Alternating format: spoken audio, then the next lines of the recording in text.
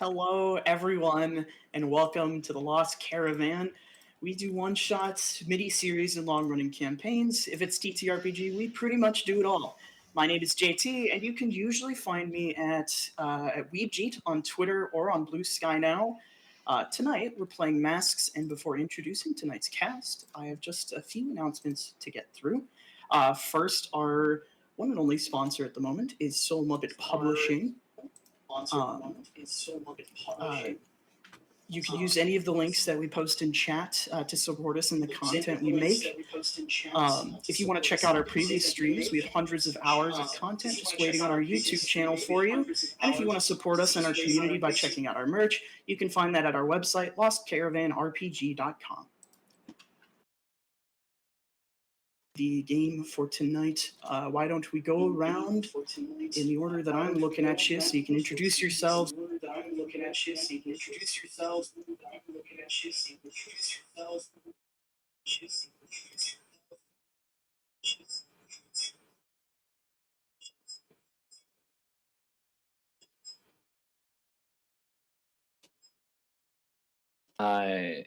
Tonight I will be one who knows what the darkness that lies within every man's heart. I am the Shade, or Lamont Allard, in day-to-day life, now that he's quite pleasantly retired. My pronouns and Lamont's pronouns are he, him, and I'm very excited. All right, that'll bring us over to Kit. Is that me? Excellent. Hi, I'm Kit. You can find me most places on the internet at KitRoll or on the cursed Twitter place at KitRollCause. Tonight I will be Vesper, or as she's known now, that she is also blissfully retired, just Elena, who's just a little guy. She's just happily married, vibing, hanging out, running a bakery. Nothing weird or supernatural or superheroic going on whatsoever. Don't worry about it. That'll bring us down to Kian. I just panicked so severely. Hello, everybody. My name is Kian. My pronouns are they, them, theirs. You can find me on Twitter at uptight_chiffon. Tonight I am playing Eli, who is the Bull Playbook, and superhero name was Obsidian. Also retired, not necessarily happily. That's me. All right, that's going to bring us to LC.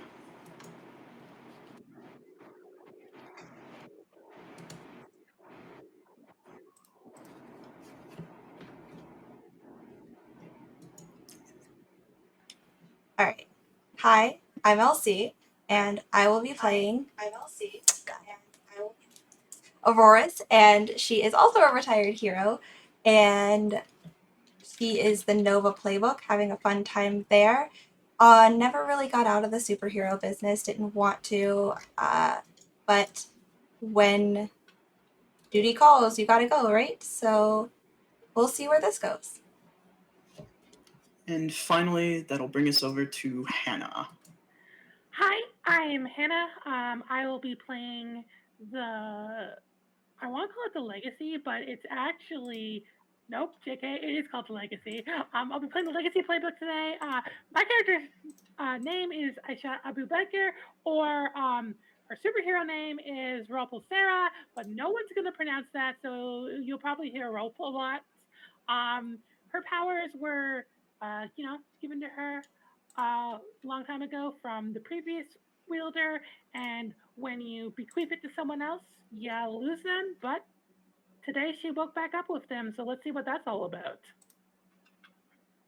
My pronouns are they, them, and her pronouns are obviously she, her, based on that last sentence. And that'll leave us with me, the wonderful little lore master, game master, lore keeper. It's a dozen titles for it now. My pronouns are they, them. I realize I didn't say that at the top, but welcome to a surprise broadcast of Chaos Cruise issue number 42. One last job.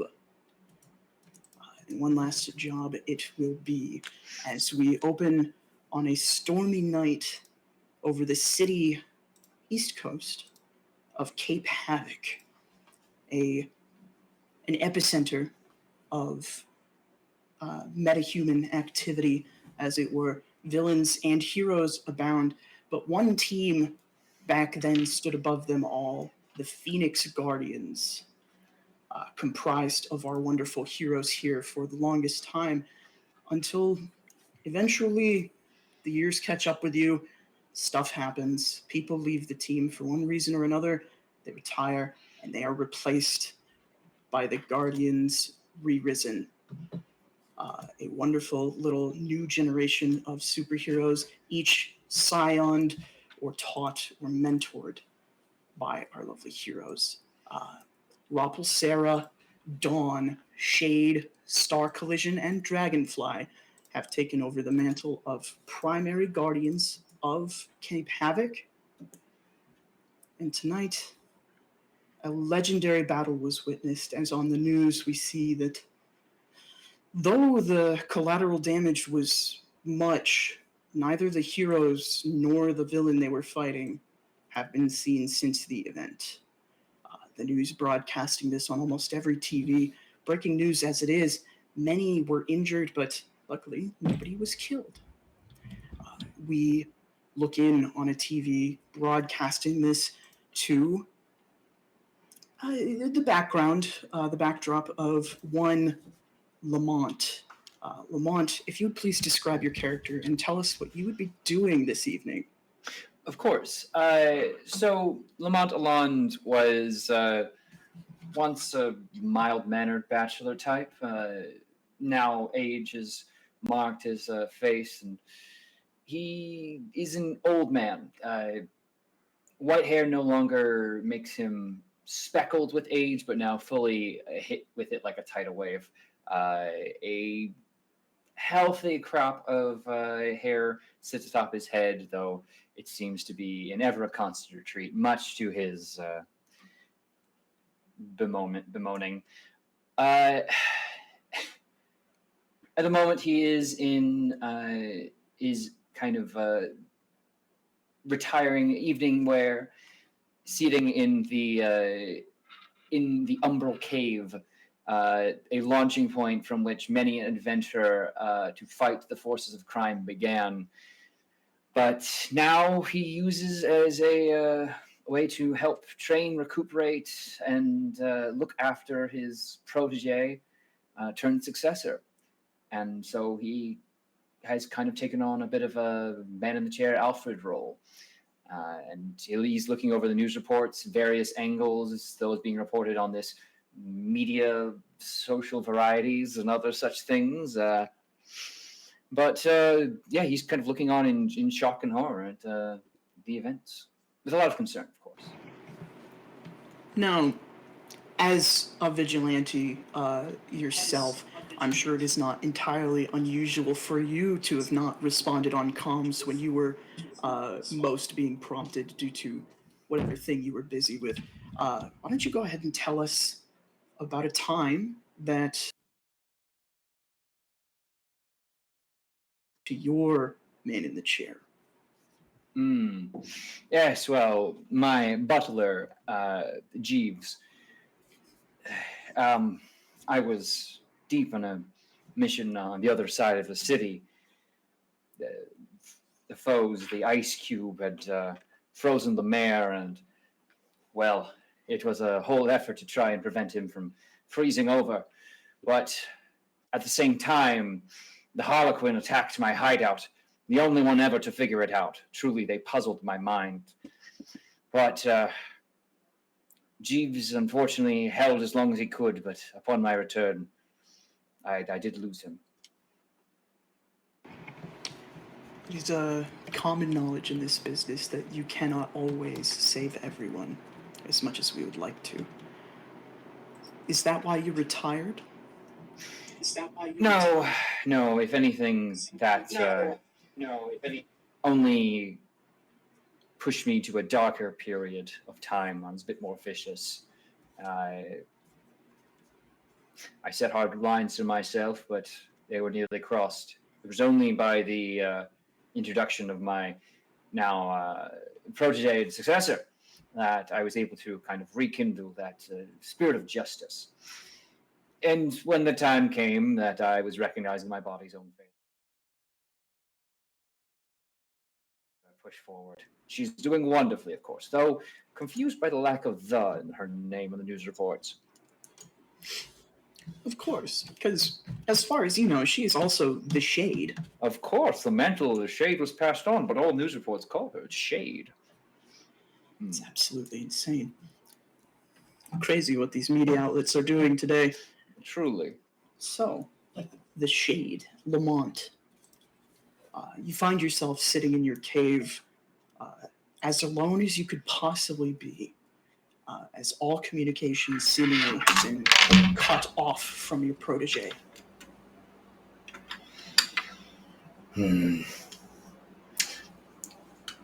He's going to be furiously trying to reestablish a connection.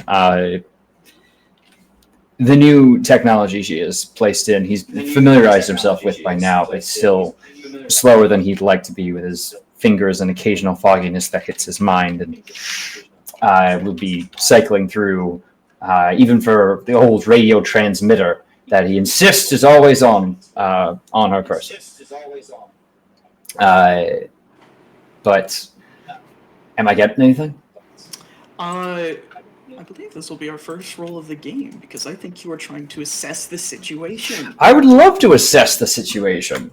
So go ahead and give me a 2d6 roll plus superior, one of the lovely stats in the game.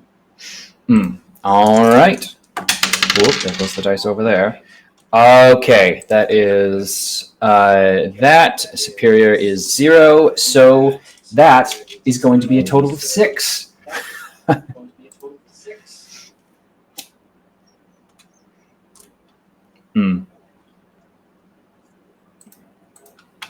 Of course.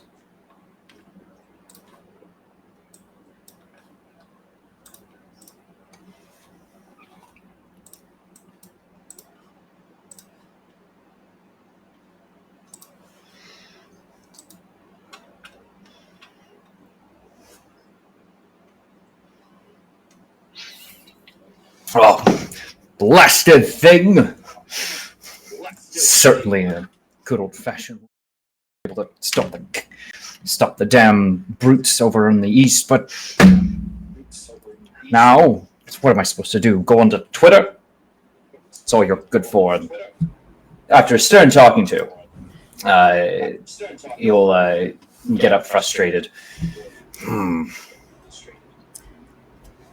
Lamont, it is not long after you start pacing and thinking that you feel a familiar buzz of your watch.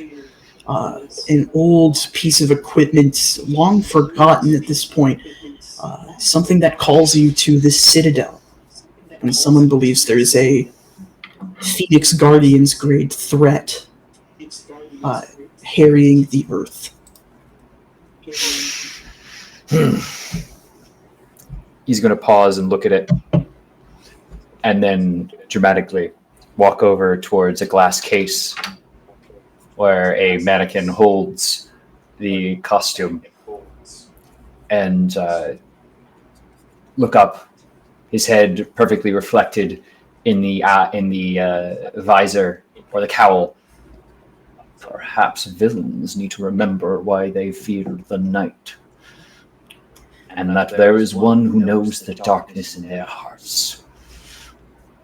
And from there, peering into the cowl, a perfect shot, reverse shot of a reflection taking up the mantle once more. We fade away, and we pan over the comic book to the next panel. Where do we find Auroras this time of evening? Unsure. I need to check some things. If you could come back to me, JT. Absolutely. Thank you. We pan over a couple more pages from there. Where would we find... I'm not going to try to pronounce it. The butterfly one. Robalacera. Well, Robalacera would have been in her Aisha form. in her shitty, like, to call it a bachelor apartment would imply too large of a space. She's in this, like, it's basically a room with a mattress, a old rabbit ear TV that doesn't even work because, like, no one broadcasts television over those airwaves anymore. So it's just constantly some static and white noise, a bottle of whiskey, but she wakes up on this sweat-stained mattress.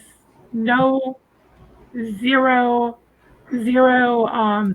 sheets or anything, and accidentally smashes her alarm clock because she's not supposed to have superpowers anymore. She's not used to that anymore. It's been at least a decade since she last had to deal with that because she'd already bequeathed them to someone else. She subsides mostly normally on a taxi job that doesn't pay very well because everyone uses Uber or the other one that I am forgetting right now. But she's a bit confused. So she kind of like looks at the window to see what's happening.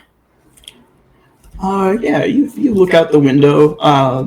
Your TV was incidentally left on when you fell asleep in this tiny little studio apartment. The news is broadcasting that an entire fight has seemingly disappeared. Having your powers back, why don't you go ahead and tell us about the adjustment period the first time you received this gift from your former La Placera? I think like the first time, like way back when, it was a lot more subtle and slow and like a ramp up over days and weeks. So this time it's like turning back on a channel when you were on channel 3 and now suddenly you're on channel 4 again and just everything is there. And it's kind of like it's like a little, there's a sense of not being in your own body anymore. You get used to, it takes this much effort to reach over here, but all of a sudden your hand is moving at like 2 times the speed because you're just that much stronger. And like there's like, oh, if I don't start concentrating right now, my eye beams are gonna go off again, and I don't want to let that happen. Fucking quick change! I wasn't ready for it. I wasn't ready for the You've got to be kidding me. Is that a mask? Do you have an actual mask? A hero never reveals his secret, chum. Sorry. So yeah, it's kind of like suddenly being hungover, except for she was also actually hungover because she's been drinking a lot of whiskey lately. Of course. Yeah. And why did you retire? Why did you do the bequeathment ceremony to the current La Placera? Ash, they were like when I say young, I mean like late teen, early 20s, young kid with like a lot of idealism and hope, kind of like Midoriya Izuki kind of vibe of like wanted to be a hero but had no powers, had no circumstances, was just like a regular kid who really wanted to make change. I had made a lot of mistakes in my superhero days, and the legacy had become a little tarnished, a little bit, and it felt like this was the right moment to give it to someone who better deserved the powers, who could use them better. Right, absolutely. And as you sort of reminisce on all of this, your protege disappearing, the powers inexplicably returned to you. How are you feeling now as this broadcast sort of fills you in on maybe why you've had these powers returned? I feel tired. Like suddenly, like I just slept probably like 16 hours, but I just feel suddenly emotionally exhausted and spent. But like it's also like kind of like putting on a very old pair of gloves that still fit. It feels regular. It feels like the next thing I have to do.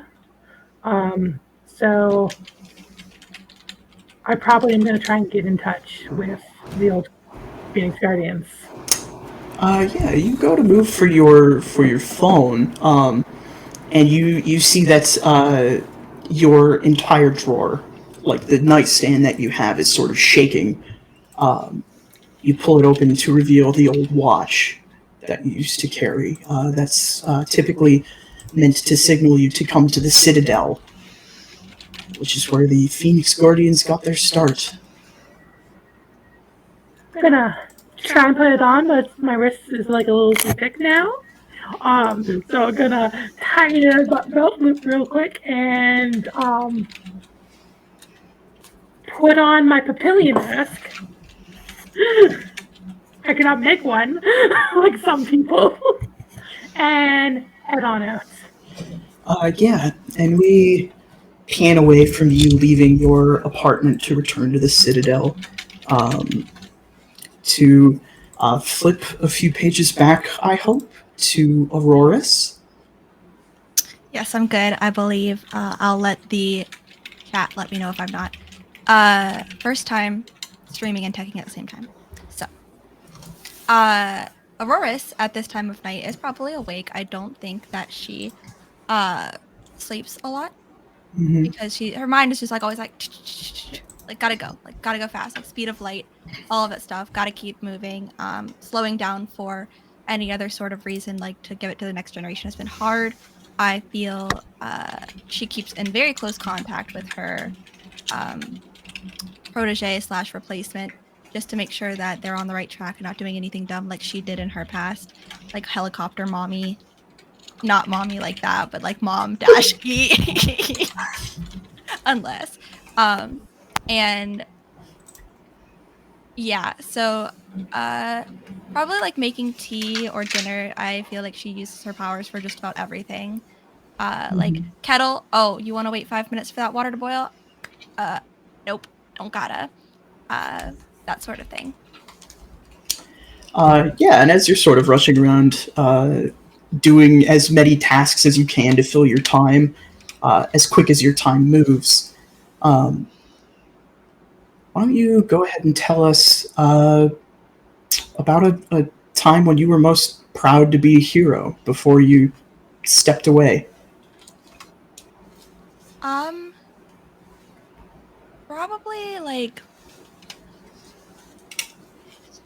I would say it would actually might coincide with the time that Robolicera almost destroyed another like ship, that like alien ship. Was it alien ship? Like yeah, that someone was doing like a undercover mission on, like and we were attacking a mothership, and there was like a non-mothership. Someone else, maybe Can's character, whose name I'm totally remembering right now, was like on it, fucking shit up. I didn't realize that. Tried to throw it into the mothership, kind of deal. okay, it was probably like that moment, because she was able to like basically.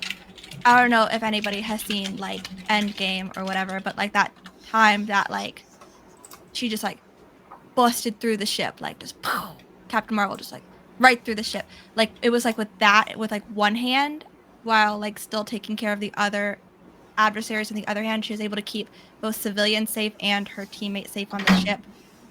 There was definitely a shouting match after everything was done because that really pissed her off. Because it was a very reckless and dangerous move, as if she herself has never done anything reckless and dangerous. I'm pretty sure that is literally 90% of what she does. But still, that ability to keep a multitasking situation of two very high threat problems was one of her proudest moments. Absolutely. It has been some time since that event. Maybe even before you got your protege, if that feels right. I would say so. In addition to this sort of reminiscing, how did you meet your protege? And then after you met them, what drove you to step away from the Cape? That's a good question. How did we meet? I feel like it's one of those, like, they sought me out kind of situations, like a power was bestowed upon them that they did not know how to deal with.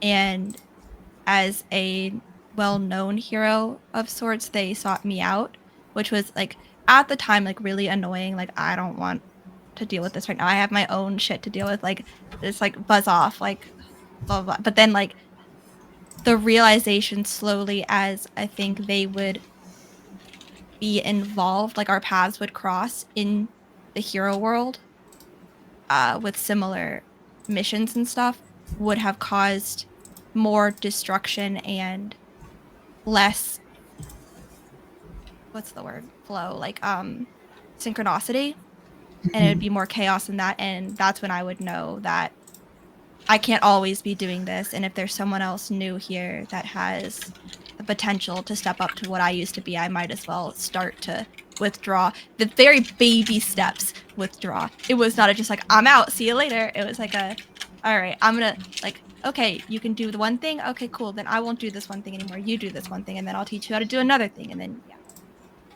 Absolutely.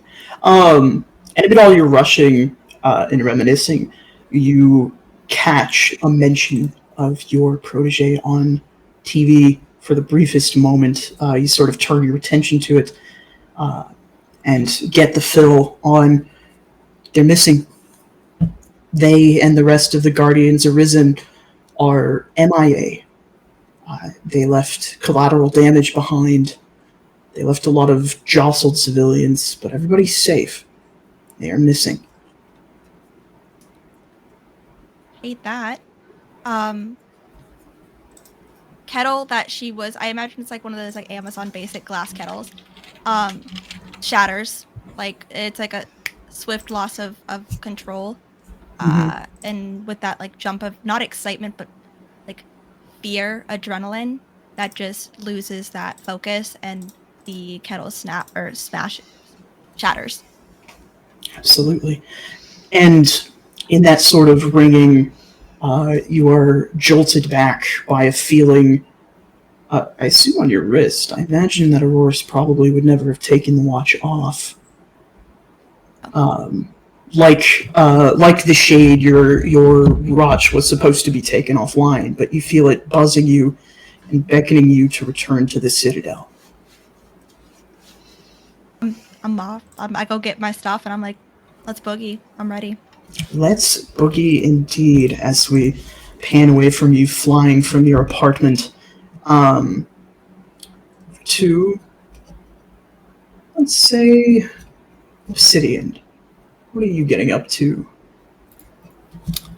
I am at a bakery. I'm actually sitting at Last Watch. It is where this is pretty late in the evening. Is that correct? Yeah, it is. It is quite late. I would say probably around 9:30 p.m. Okay. So if Last Watch is still open, then I'm probably one of the last people there. Obsidian constantly looks exhausted. Very sharp jaw, but aggressive, excessive bags under their eyes. Long, very like naturally unkempt kind of black and white hair. They wear just like a simple black choker, a sheer top. They look like the grunge kid that we all wanted to be, probably. And they are sitting quietly, and yeah, they're kind of just they try to blend in. They don't, because their look is very specific, but they do not want to be seen. So they are kind of tucked away in a corner. They are not trying to draw too much attention to themselves. Yeah, you're sort of in the corner off. The bakery is still open. A lot of the bakers are young college students, and so they stay open late so they can do a lot of pre-baking of the goods. And they will simply warm them in the morning. And you are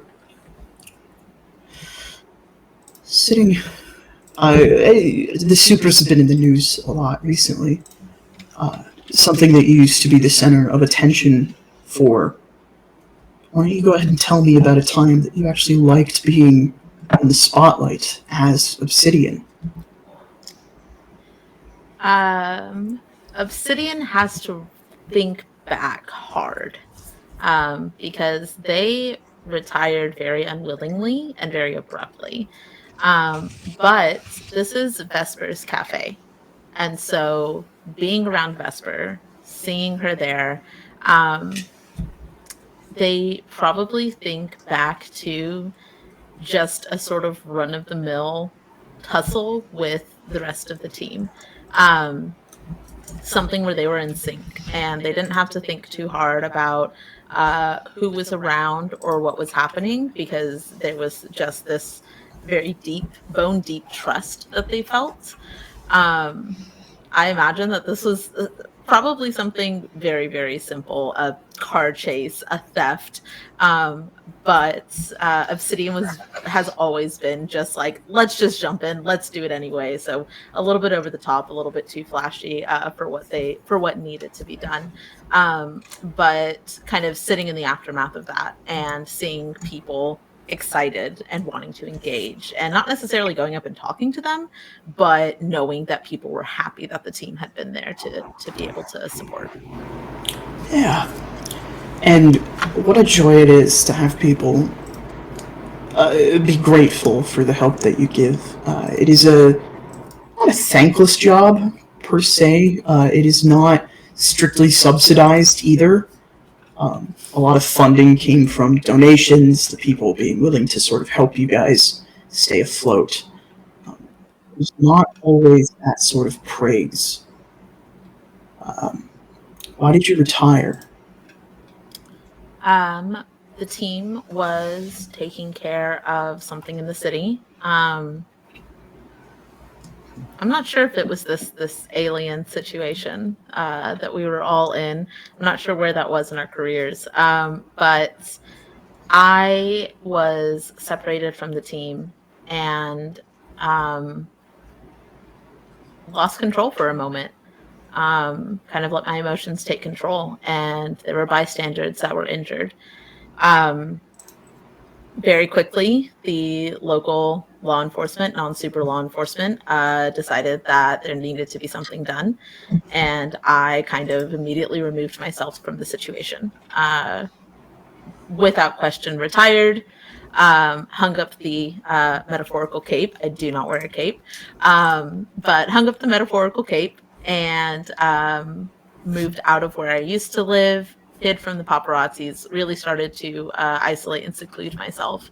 And I would say only relatively recently. Honestly, it's because of my replacement on the team that I started to engage with the rest of the world again. Absolutely.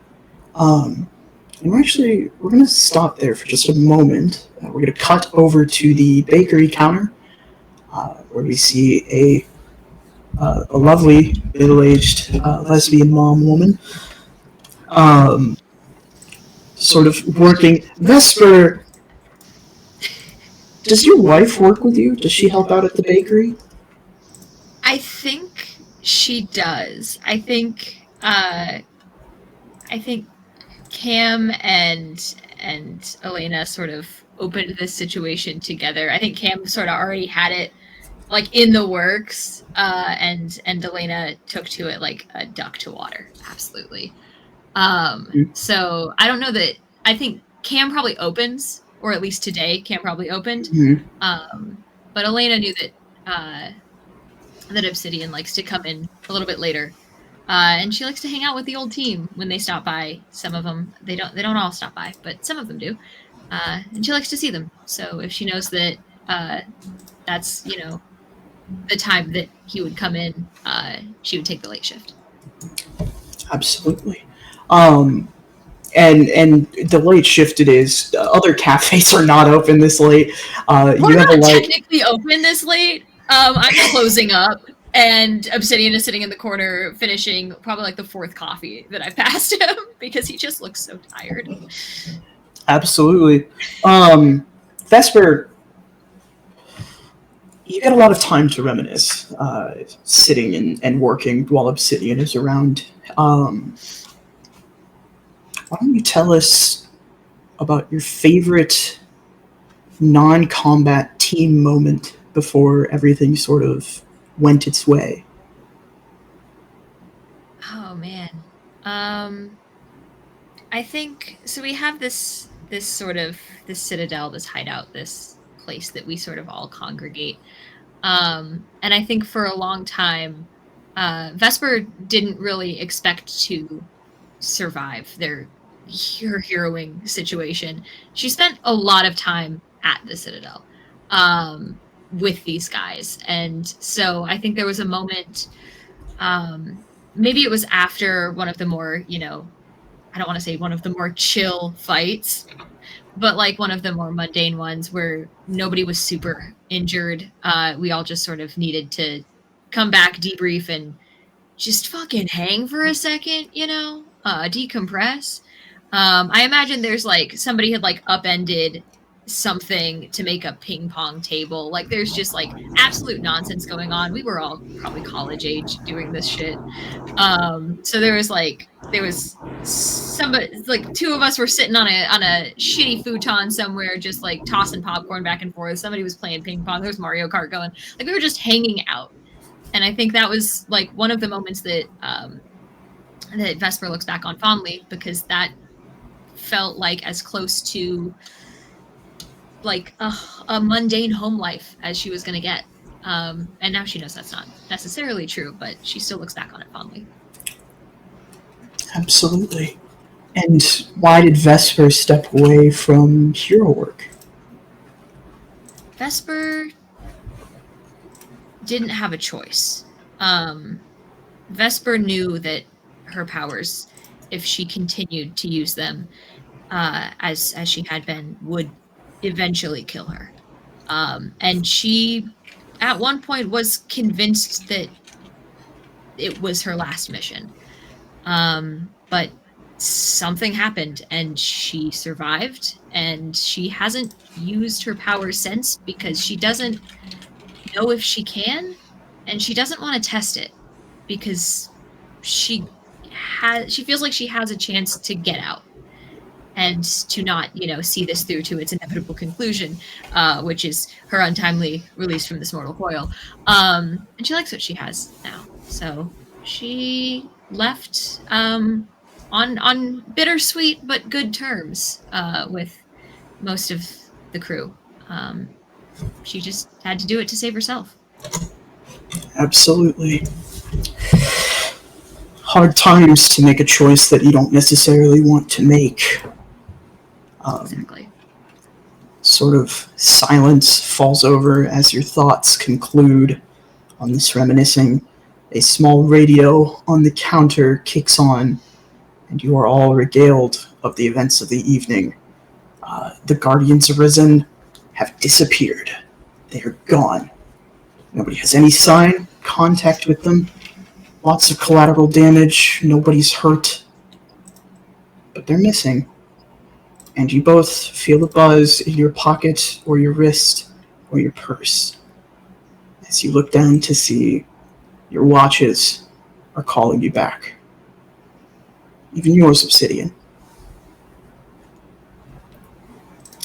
I think Obsidian instinctually hearing the new team mentioned glances at their wrist, and it is not there. But they cannot bring themselves to not carry it with them. But they don't take it out. They instead look to Vesper. And it is It probably just looks exhausted and fed up to most people, but Vesper would be able to see the hesitation and the worry that kind of immediately takes them. But doesn't say anything, just sits there, mug on the table, coffee cooling, which Obsidian never wastes coffee, so that is also a sign of how worried they are. I think you look up expecting a very similar look from Vesper, somebody who, doesn't necessarily want to go back to this, but it is... Vesper is looking at her wrist, because she never takes her watch off. It tells the time, and that's what it needs to do, so she keeps it on. And it is resignation. And she just sort of takes the apron off, tosses it on a hook, and looks at Obsidian. So we're taking that to go then?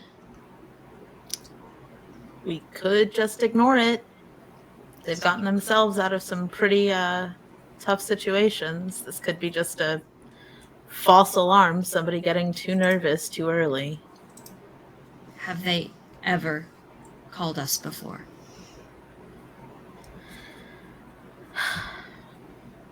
Guess I'll take a to-go cup. You guys, yeah, you guys prepare a to-go coffee. We get a cut of a page of the panels of all of you arriving, moving through the city. However it is you move to the Citadel, a sort of grand hall that, unbeknownst to the public, beams you up to a sort of satellite base that hovers over Cape Havoc at all times, where you guys do most of your hero work. But we're not going there just yet, because first we need to find out what happened to the Phoenix Guardians on that fateful night where they encountered the enemy that would end the team and eventually drive all 5 of you into retirement. The last fight you had with Nemesis, a hero unlike any other, had captured a series of tablet pieces from around the globe in order to sort of attempt to rebuild the Book of Creation, an old magic tome said to grant its wielder the ability to shape time and space itself. We find ourselves on a demiplane, almost, made by what crumbs of the book were able to be saved, as Nemesis is standing with the rest of it against the 5 of you. I'm going to ask you a series of questions. All you have to do is tell me if it was you or not. The first being, who had the most to lose going into this fight?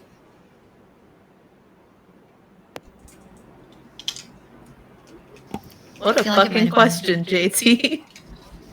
It might have been Vesper. Yeah. Did you have your wife back then? No, the wife came later. The lovely wife. But I think at this point, going into this last stand, this last fight that we had, Vesper knew that they were close to the end of their sort of clock. So I think they knew they had the feeling going into this that this would probably be their last mission. If not the whole team's, it would be theirs. Vesper had the most to lose. Who had the most to gain by winning this fight?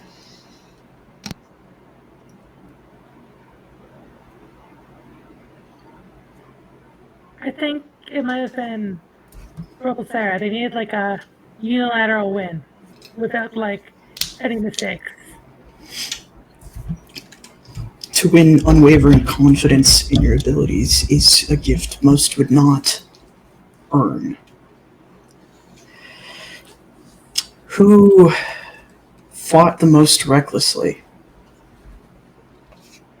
Sorry, Vesper, we can't pick you twice.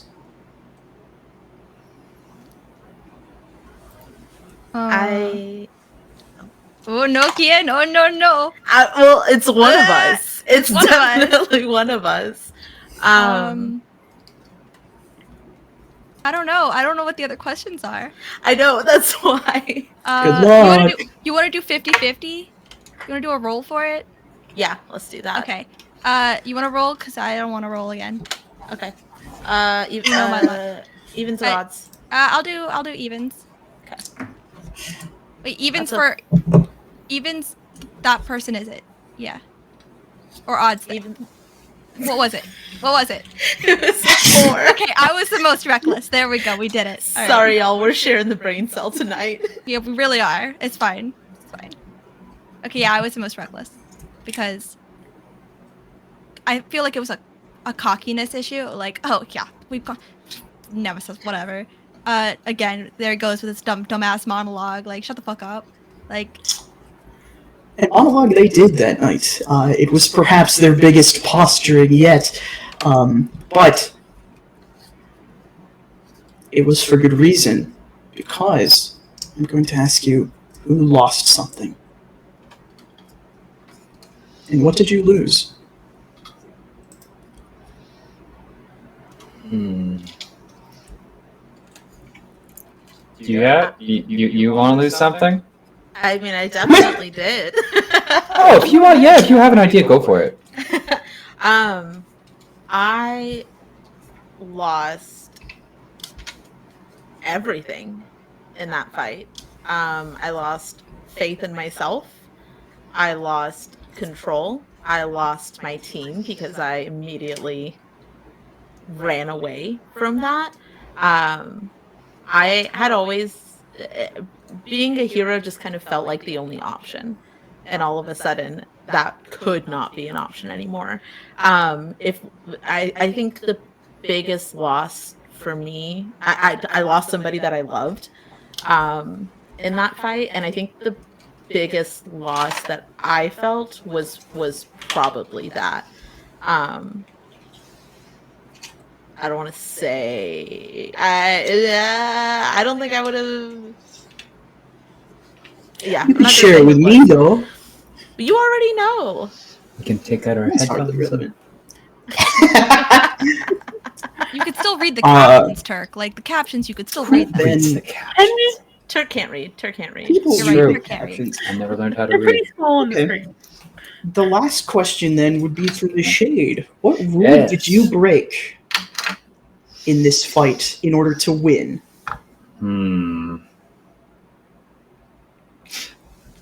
I swore I would never kill. But I needed to. I loaded the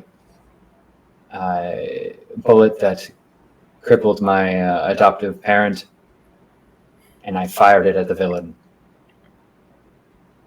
And you all watched Nemesis fall to their knees, their face obscured by some form of magical scribbled censorship caused by the Book of Creation.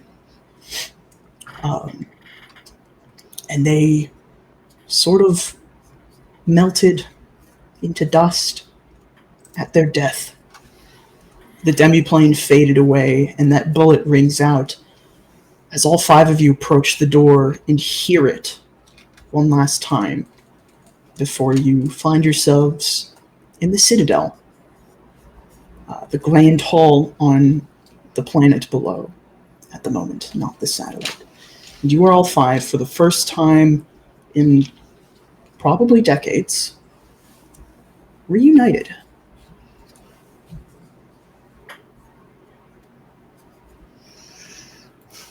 Obsidian is keeping distance. Absolutely will not meet. I'm gonna mess this up, Elsie. Auroras. Okay. In my head, I keep getting tripped over how many R's there are. Will not meet Auroras's eyes. And the team would see this and would recognize it. But there's this kind of like as they're moving through things, if they get too close to like a chair, the chair kind of shifts a little bit. Almost like there's almost like a force field kind of around them, and it's maybe just a couple of inches off of their entire body. The team would recognize that as their powers, but unless they are in regular contact, they probably wouldn't know that that is a newer thing after they retired.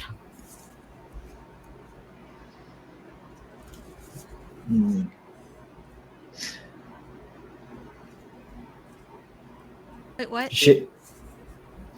The Shade has been up at the Watchtower. I imagine he might have arrived first, being perhaps the most aware of the situation immediately. And the Shade Mobile, a very efficient mode of transportation. So as Onyx enters, he, "Old chum, it's good to see you again."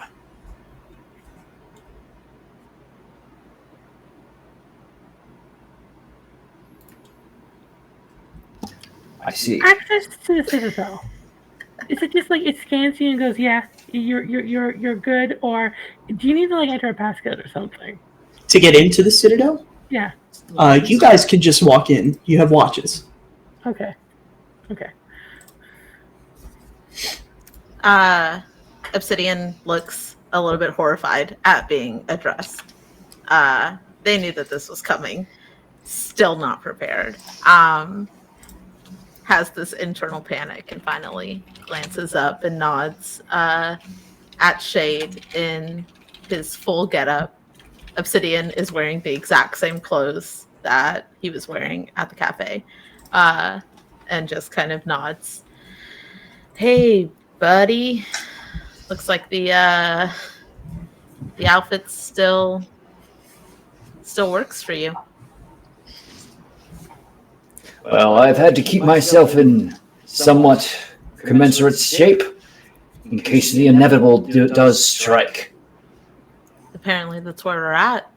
You have any information on what the hell's going on? No more than that our brave successors have vanished. There's been no reports on them. Gone like dust in the wind.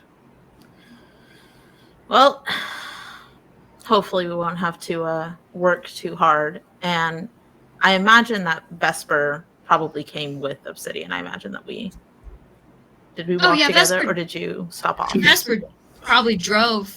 You're probably in the Subaru. I don't know. Like The gayest you're fucking on. car. I legally have to. I have to fulfill the trope. Vesper got one chance at a happy lesbian marriage and said, "I understood the assignment." Delightful.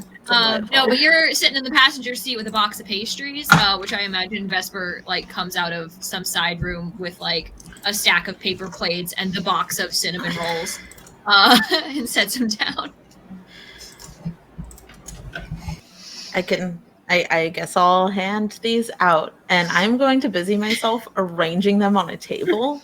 So focused, the most beautiful arrangement that anybody has ever seen. I'm very You need a sorry good for job. what You I did. can like. I think this would be a perfect time for Ruffles there to crash into the meeting room because she's still not used to being able to fly again. And probably Oh, knocks no, over you your ruined their table. beautiful cinnamon roll display. I'm Not holding. the cinnamon roll display. God damn it. The holding rolls it are in at the best rolls. jostled. There's a second box. I left it in the kitchen. It's fine. I knew this would happen. I will go Not get gonna the fix second box. Not gonna fix the first. How many are even in a box?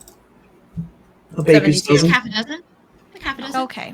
And they're big. They're big cinnamon rolls. Don't get it fucking twisted. I don't mess We're around. supers. We're supers. We need Okay, a lot well, of yeah, food. how many- Your culinary craft never ceases to amaze. The Grand. logistics here. The logistics here are bad. On her face, and she goes, "Really sorry. I'm not supposed to be able to do this anymore." Indeed. Sweetheart. My butterfly buddy. Your powers have returned. Apparently, I'm really Clem.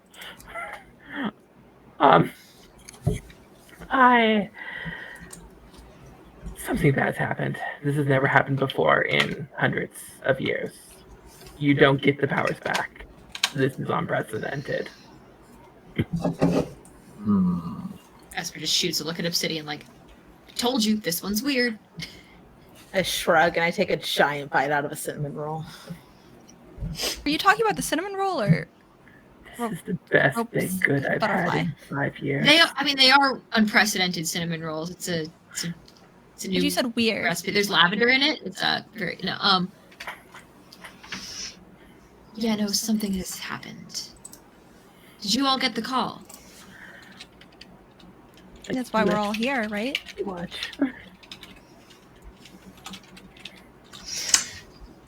Indeed, if someone didn't get the call, you've chosen a great moment to check out the old haunts. But clearly, there's something wrong with our successors. They've fallen in some way, and danger is once again afoot.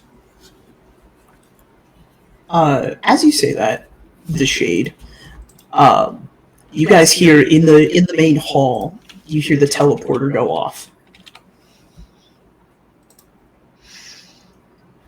Are we expecting another? I'll go look. Not alone, And- you won't. Oh, you can go look. And I am No. still not making eye contact. Is your Wordless. Thingy Ruffles still- starts flying over. oh They're there sitting they now. go. Three of you go to check out the main area. I assume the two of you follow out of habit and social limitations to see a young beaten man laying on the teleporter pad. Clearly, wounds very fresh from the fight tonight. None of your proteges. Instead, what the Shade and Auroras would understand to be one of the interns, the younger heroes fighting alongside Recoil, a hero whose abilities typically find them physically unscathed during combat, very beaten and bloodied, despite being made of rubber. Obsidian immediately goes into sort of nervous parent mode. Kind of gently places them on their back, looks at the cuts, is trying to just wake them up. Or is there a pulse? Why don't you go ahead and roll to assess the situation? Wow, you're really gonna just give me a dead body right off the bat? He's not He's not dead. dead yet. Yes. Better assess really quick. Keyword yet. What do I get to roll this with? You get to roll this with superior. Okay. So, wait, hold on. I have moves that get to relate with assessing the situation. Engage, provoke, charge in, defend. There it is. Okay, so that is an 8. But I took a move from a different playbook that allows me to ask another question. Okay. So you're going to get to ask 2 questions. Would you like me to read you the list of questions, or do you have them available to you? I have them here. I would like to ask. None of those really help get me what I want. I will make sure you get the information you want, depending on the questions you ask. Okay.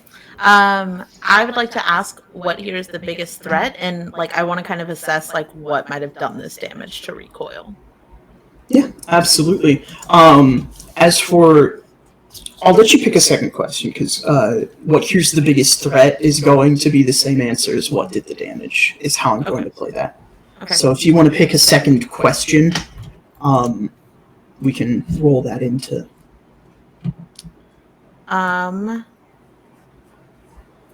Okay, is Buddy Boy alive?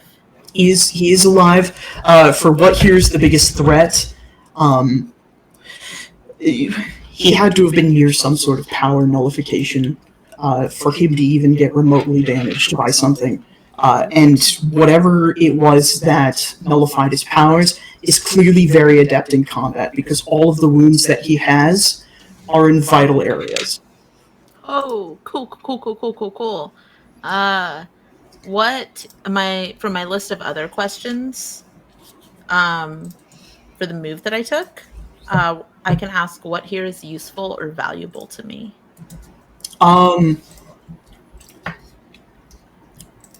This kid came in through the teleporter pad, which, to your knowledge, should only go to the Citadel up in the satellite. So either this kid came from the Citadel, which is where the medbay would be, and it would be rational for him to have gone there, or he's teleported in from somewhere completely different, and the Citadel is compromised. Ooh, shit. Okay. I am kind of rattling this off as I start to like figure out how best. Do we have a medical facility where we are? Not in the Grand Hall, no. Are any of us healers? Like, just out of curiosity. I know surgery. Shit, do you have a? Why do you know Sorry. surgery? First of all, My parents were doctors. time out. He time watches out. a lot of Grey's Anatomy. I'm retired. I have a lot of time for daytime TV. I've watched House is a absolutely yeah. front You- to House back. is particular favorite. I like his Oh, see? attitude. Do you actually know surgery, or are you just saying that? Like, I am a regular person. I don't have meta healing, whatever, so I am probably adept at healing bruises. And I have mentioned that I am I do look after my successor's health. So okay, I was Probably just nothing curious as crazy, just like but- randomly you actually knew surgery, like surgery No. specific. Okay, not like specific surgery, just wanted to but know, I can like, are patch you gonna be, somebody like, up. doing a Solid fucking first aid. like gastrotomy, whatever, in the middle of the field. Like, I don't know, Well, as long as everything's sanitized. sterile. Hey, Not, never mind. I I'm not mean, even gonna. Shade You medical. know what? I'm not gonna. I'm not. I'm sorry. That was me. That was LC. Keep going. I'm sorry. I just wanted to know if the shade actually knew surgery. It was very important to me. Thank you. The Shade, if you would like to roll to comfort or support someone, you could roll Yeah. plus mundane to sort of tend to Recoil's wounds. +1 danger. Plus mundane. +1 danger. Sorry, for some reason I completely misheard you. All right, good. That is going to be a 9 on the dice +2 for an 11. 11 is very good. Yeah, you get right to work tending to the deep cuts that this kid has. It is a lot harder right now because his powers have reactivated. So you were sort of having to push to get the needle through and stitch him up. But you think that he will be fine. Hmm. In your arms, Shade, he sort of comes to and looks up to you, sort of squints. Shade? The shade. Yes. I thought Rest easy now, my Kotachotic friend. thought they got you. Watched you fall. I haven't been in the field in some time. Watched you disappear. If not for Alchemist, would have gone too. Speak quietly. What do you mean I disappeared? I watched you fall while fighting the person, the big evil thing carrying our city. I assure you I haven't. But have you seen the other shade? The old man? No. Is the rest of the team safe? I'll motion and with my head to the rest of them. We're all gathered here because we are quite worried about our proteges. He passes out. Well, that's about appropriate for your extent of injuries. Highly inconvenient for figuring out this mystery. I mean, Are your costumes even similar? There were some notes taken, but the fact that I was apparently felled, I don't believe my my ward would be so easily mistaken for myself. I can't tell if they're just hecked up by these injuries, or something else is going on.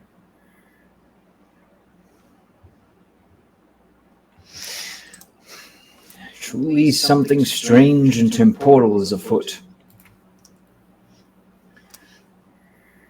Well, the best place to get them medical help would be up top, but if they came from there and saw people being slaughtered, us or otherwise...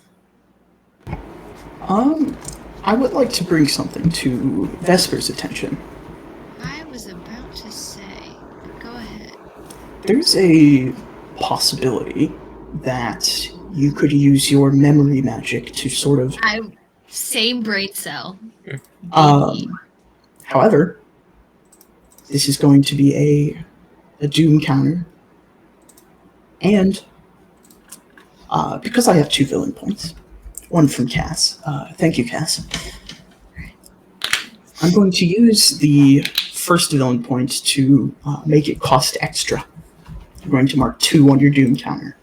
Just a fun reminder, I only have 5 of those. Just a fun reminder, I know. Okay, alright. Cool. Yeah, I mean, she's already here. So, she's already kind of committed to, if something needs done, it's getting done. This is the best lead we have. So I think I don't think she knows if she can. But I think she'll try.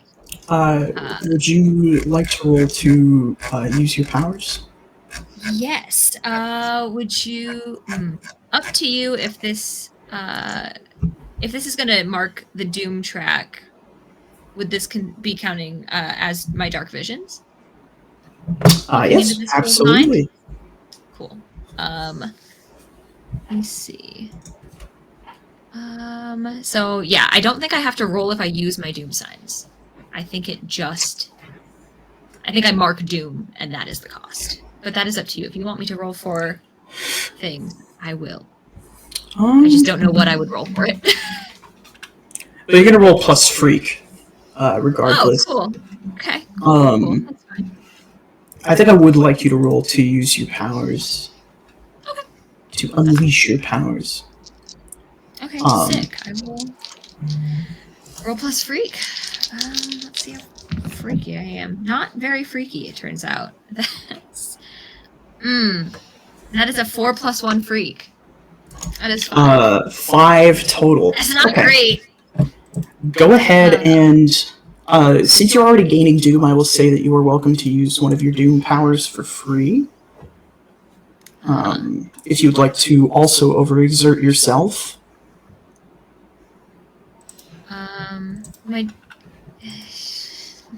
I'm gonna give you some information regardless. Yeah. Okay. If you would like to add on to that, you don't have to. You're going to get something regardless. You're just also going to take a condition at the end of it. That's fine. That makes sense. Okay. So you reach into this kid's mind, and you flash back to earlier in the evening, less than an hour ago. You see that he's helping stretch and grapple multiple people, civilians at a time, moving them out of the way of the danger zone. And after he's finished with that, he rushes to the main fight scene, where you see your proteges performing rather admirably, for the record. They are all doing the best they can with the powers that they have. Fighting against what looks to be some sort of immutable 4-dimensional entity who, for the briefest moment in Recoil's eyes, you see maybe what's left of Nemesis before it flashes back to oscillating and changing in dimensional space. You see the being begins to charge up and unleashes multiple minions recreated out of paper, which begin to overwhelm your proteges before Dragonfly gets the jump on this thing. And as they go to attack, the energy from the being and Dragonfly's powers meld together, and suddenly Recoil is warping with all 6 of them before recoil reaches down, hits something on their vest, and they are able to sort of launch themselves from whatever stream they're in to the teleporter stream, where they collapse and fall, bloodied and bleeding and battered. You're going to mark afraid. That tracks, actually. As you are quite a sort of bit. shot from your vision. Quite violently, I will add. Your body sort of recoils on its own, and you will stumble to the floor. That makes sense. I think Vesper's gotten in the habit of she in the past hasn't used her powers for this very frequently. She doesn't like to peek into people's minds. She doesn't like to pry. But when she does, it all happens so fast that she has gotten into the habit of narrating it, because A, you get lost in the sauce, and B, like, I'm not gonna remember this well enough. Like, the best way to get the details to everybody else is to just sort of let it happen. So I think the large swaths of this, with, you know, a good deal of protective Vesper emotion behind it, are sort of narrated to the group, as she's sort of sitting down on the floor next to this kid, and then just sort of is, you know, more violently than you guys have ever seen, just sort of thrown back a second and blinking and trying to figure out, like, oh shit, no, that did just happen. That means a lot of bad things. That's fine. That's great. That's cool. I, if I may, would like to, given this dark vision, like to ask the GM a question, as per the Doom sign. If you want me to mark extra Doom for using specifically this, that is okay. Do I recognize where this memory happened? Yeah, absolutely. Downtown Cape Havoc. Okay. Could I get us there? Like, could I direct us? Do I know where this place is? Yeah, you guys are familiar enough with the city. It would not take you very long to get there at all. Okay.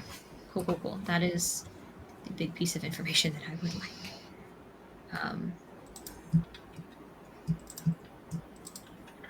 I just want to say that, like, I feel like Ruppelitzer would start to go to, like, catch Vesper when she sees her falling, but then, like, kind of stops out of, like, uncertainty.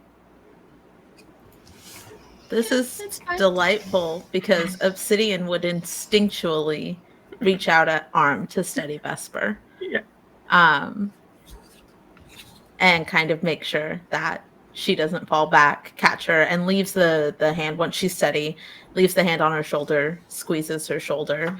And I'm going to look at the suit recoil and see what he might have pressed, or they might have pressed to get away from that. Yeah, you see just a small little remote device. It's got a single button on it with a little home picture on it. That's so cute. Oh my god, that's so cute. Would I have seen this on Dragonfly? Do I know that, like, everybody has? Okay. You've never seen this on your protege at all. Oh. In fact, none of you know if your protege have these. And if they do, they haven't pressed it. Is this like a... I'm turning to the group. Is this like an intern thing that... Because they're, you know, little, they can't get themselves back here safely, so they get a safety escape route? A safety feature. Keep those young heroes safe. Ingenious. We should have thought of it years ago. Never seen anything like that. Yeah, that is to That say, I've never seen any of them equipped with this either. This is news to me. Ash has never, to my knowledge, had anything like this. They don't check in that often, but Well, I think we should at least take him up top, get him up to medical up there, and then Agreed. head... I'm going to look over at Vesper. Head downtown? Tater cube. That's all I saw. Tater cube. Big boy Tater. No, tater, tater tag. Tater. Chomped her, more like. He's not that big. We'll get him. That's a big. Oh, That's He's a big that's exactly dog. one tater large. Tater That's is a big tater. huggable, squeezable, and lovable. He's That is very all. mad at me for holding him. I live by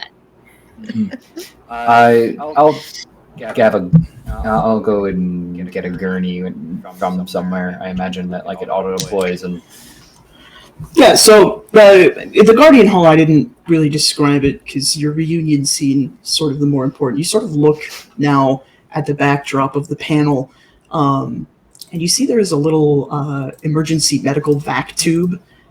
If you reach out and press it, it sends down a little unfoldable gurney packed with various medical supplies like burn cream, ibuprofen, any quarter drugstore thing that you can get that might help with specifically field trauma injuries. I'm gonna be real. I thought you were gonna tell us to shove this dude in the back tube. Yeah, I did Yeah. think you were Yeah, I going thought to. you- I thought I it was thought Cram that's me where in we the were vac going with tube. it. We just have a. thing, like a chuck him in the tube.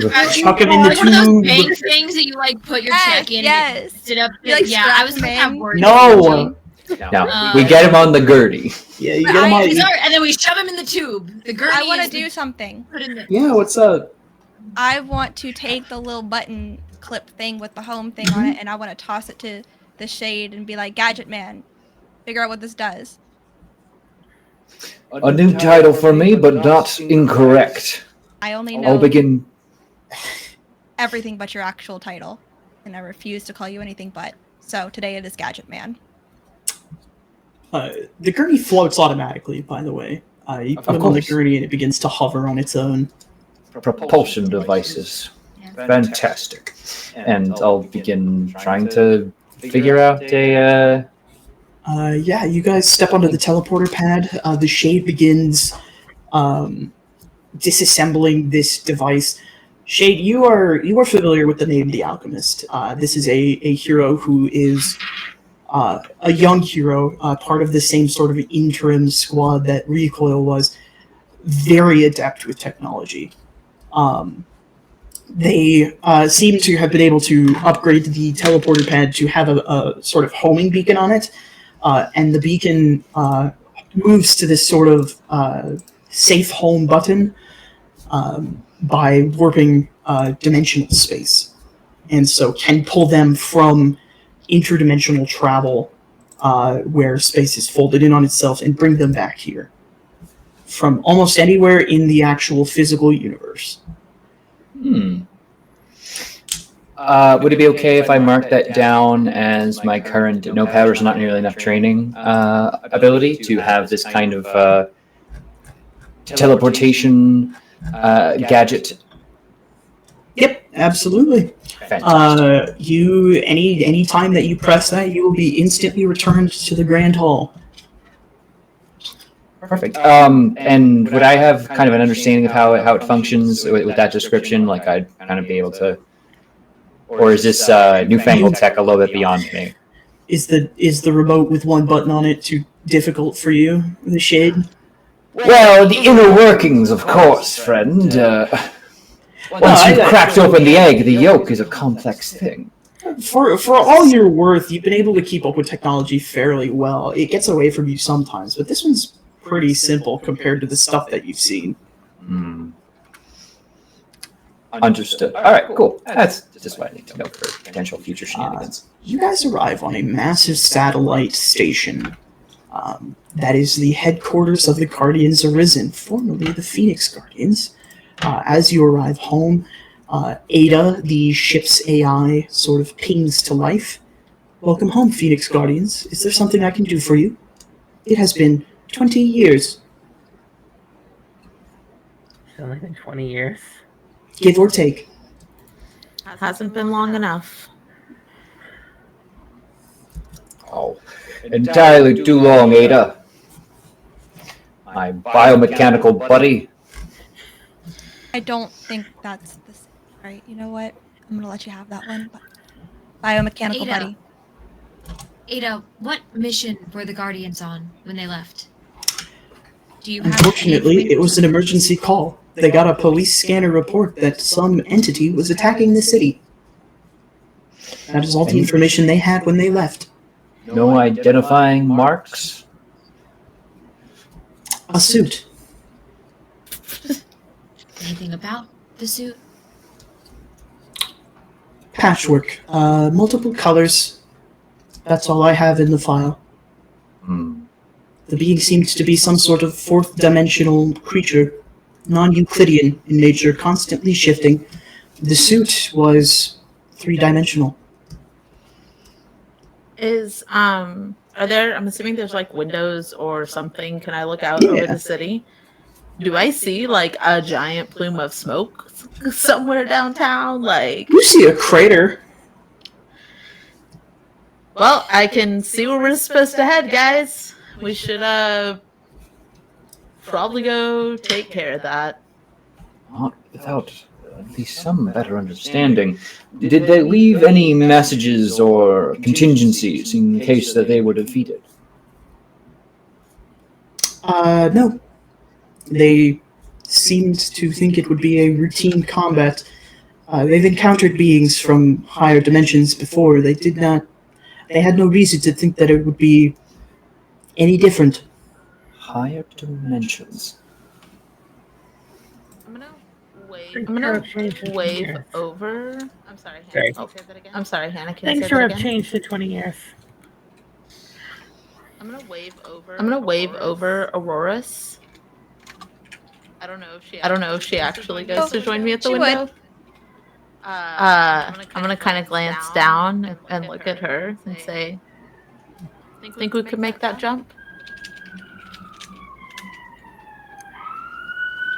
Yeah, easy. I mean, unless you got a bad back in the last 20 years, I think we should be able to make it. All right. Well. All right then. And I'm gonna slowly back up, and then I would like to run and crash through. I will remind Obsidian that you are in space. Please do not create a vacuum on the space Hey, station. Wait. I thought Not all that of we were us just can breathe. elevating. No, a satellite. See. For real, Satellite. How can I see- I thought I was on the same page as Kian. Halcyon City is big, and a satellite this close to the planet would be able to see the crater that they made. That's a hand on terrifying Obsidian's crater. shoulder, like.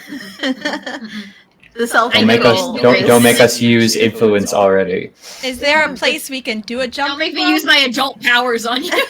We could just go back down and fly over. We haven't been up here in forever, and I've always wanted to see. I think I could do a space jump. I bet you Yeah, could. but you could like If you crash become a through the fourth-dimensional wall, being. You thought there's a harder. We're vacuum. all gonna do a space jump if I crash through the wall. You can head to the hangar bay if you want to launch yourselves orbitally, but unfortunately, us being transported at the speed of light will be already down the scene when you arrive, causing potentially more damage. I am going to begrudgingly walk back toward the teleporter. Right Yeah. behind you. I also look pissed off. I wanted to do that jump. That looked fun. You guys go to return. Recoil has been automatically taken to the med bay by the gurney, and is hooked up to life support and other various healing acumen. You guys approach the teleporter, and it appears to be glowing a little bit, as though it is about to activate on its own. I'm gonna Arms put out. an arm out. Nope. Who's Um, those We arms? accidentally smack each other in the chest. Like, there's like, oh, right, okay. You guys stop each other. The teleporter activates, and you guys see a whole host of paper men appear on the teleporter. Oh shit. They are all armed with paper weapons, and that is where we are going to take our break. We will be back in about 10 or so minutes to engage with this new threat on the Citadel itself, where our lovely little heroes will get to show off their powers and combat. In the meantime, everybody will go take some breaks. Elsie, if you could send us off. We'll see you in a bit, everybody. Hit that teleporter button, Elsie. Hello. Welcome back to issue number 42 of our surprise Chaos Crew Masks game. This is not episode 42. This is episode 1, really. Because it's made up. We made it up today. I made it up today. Our heroes, our lovely little heroes, are back in their home citadel under attack. Their teleporter is being invaded and harried by a bunch of paper minions.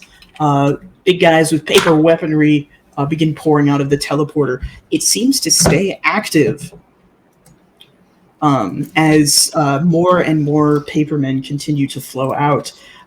Combat is sort of loosey-goosey in this game. You can just tell me what you would like to do, and then I will tell you what is going to happen to some of you, and you can use your moves accordingly. The various... Ask something on break, JT. No, go ahead. Since I I'm always using my powers on and off the clock, I wanted to ask before I take any conditions, can I roll a charge up for burn just in the interim so that I have Yeah, absolutely. Thank you.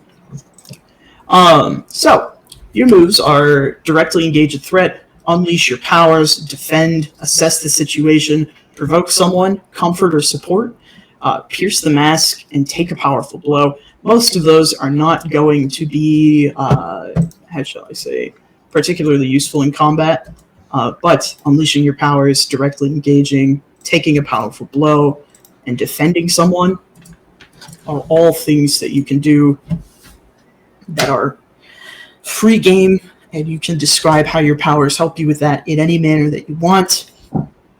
To start, obviously, you're all being swarmed. The paper minions are flowing out of this thing, and all of you are about to take a couple of strong blows. What would you guys like to do?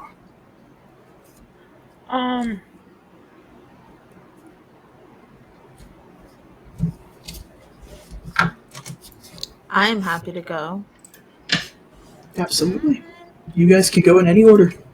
I am going to sprint in head first and would like to directly engage a threat. Sure thing. Go ahead and roll with plus danger. What is my danger? Also, real quick, sorry. There is a team pool sort of dealing, points in the pool. If you buy, audience, if you buy hero points, that will add a team to their pool. I'm starting you guys with 4 team in the pool to start, as some of you have things that, I believe, interact with team. Just so you know, that is just a +1 forward that you can take for a move if you want to. And you have 4 points at the moment. I rolled a 8, which it says 7 to 9 mark a condition, but I think that means hold 3 burn and mark a condition, because a miss is hold 2 burn and mark 3 conditions. So yeah. So I'm going to mark angry. Sure. Absolutely. And Kian, what was your roll to directly engage? That is gonna be a, what was my thing? +2, 6, 7, 8, 9, 10, 11. 11? Okay. Yes. So you are going to pick 2 of the following. You can resist or avoid their blows. You can take something from them. You can create an opportunity for your allies, or you can impress, surprise, or frighten the opposition. I would like to resist or avoid their blows. Mm-hmm. And I don't know if this would be take something from them or create an opportunity, but I want to figure out a way to stop the teleporter. I want to turn that off. I'm going to call that taking something from them, because you're cutting them off of their entrance. Am I able to do that, or do I need to set it up as an opportunity for somebody? Okay, cool. So describe to us how your powers work, what you do to resist blows, and then take out the teleporter. Superhero name being Obsidian. My powers are kind of this black, crackling, reflective, lightning kind of vibe. And this sort of buffer that all of you have seen that Obsidian has maintained the entire time that you have seen them extends a little bit farther, and I just because I'm an idiot, I walk in very calmly, walk into this crowd of paper men, and then from where I'm standing, kind of shoot it out in crackles of lightning in all directions, piercing through what I can. And one of them, I imagine, would either, I don't know how to stop the teleporter. I don't know if it's a button, a lever, a switch, but I'm going to use one of my powers to be, or my powers Yeah, to be you able to just do that. you guys see the lightning branch out from Obsidian. Any paper minion that gets struck by lightning sort of crumbles to dust almost instantly. It seems like these guys are not particularly strong. They're just designed to swarm as much as possible. And then Obsidian, you sort of call on your powers to crush the terminal that controls the teleporter. Hope we don't need to go anywhere. Hope we don't need to go anywhere. I have another quick question. One of my moves is punch everyone. Whenever you charge into a fight without hedging your bets, you can shift your danger up and any other label down. Is that something that I can do in this moment, or is this after the... Yeah, absolutely. You're just charging right in there. Woohoo! Thank you. I think Robocera's first instinct would be to put herself between, like, one of our more squishy members, vis-a-vis Vesper. And I'm going to do that with Defend, and I'm also going to use my hero move, I Know What I Am, which, once we're seeing I defend a teammate, I can shift Saber up, and then I'll label down, and even on a miss. And if I do, I add one team to the pool. Okay, absolutely. Go ahead and roll your plus savior. So do I move it before or after? You'll move it after the move is completed. That's what I thought, but I wasn't 100% sure. So then that is a 6 plus 3 plus 2, so 11. 11, absolutely banner on the moves. Yep. So, on a 7 to 9, it costs you. So on 10, you just succeed. Vesper, you are going to be safe from threats. Or you get to choose one. Sorry. So you can add another team to the pool. You can take influence over someone you protect, vis-a-vis Vesper, or you can clear a condition. Does that mean my condition? Yes, it does. That would be for things like angry or if you were any of those. Okay. In that case, plus both. Wait. So I guess since I got 10 plus both happen, a team gets added to the pool, and a condition is cleared, but I don't have a condition, so. And then another team is added to the pool because of your move. Yeah. So that's going to bring you guys up to 6. All right, yeah. Robocera, you step in the way as these paper men begin to swarm you. You have your full suite of powers back. You are pretty much nothing to these things, or they are nothing to you. Yeah, like I have invisibility. I'm shooting them with my eye beams. I'm just like keeping my body like in the way. Mm-hmm.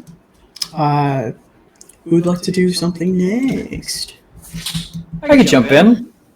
Oh, unless you have something you want to do. Yeah, absolutely. Oh, go ahead. Go off, Bessie. Thank you. The Shade will leap to action. Have at you flatland flop out! And I'm going to start trying to give him the old razzle-dazzle, if you will. You know what? Just for the wordplay, I'm going to give you +1 forward on this roll.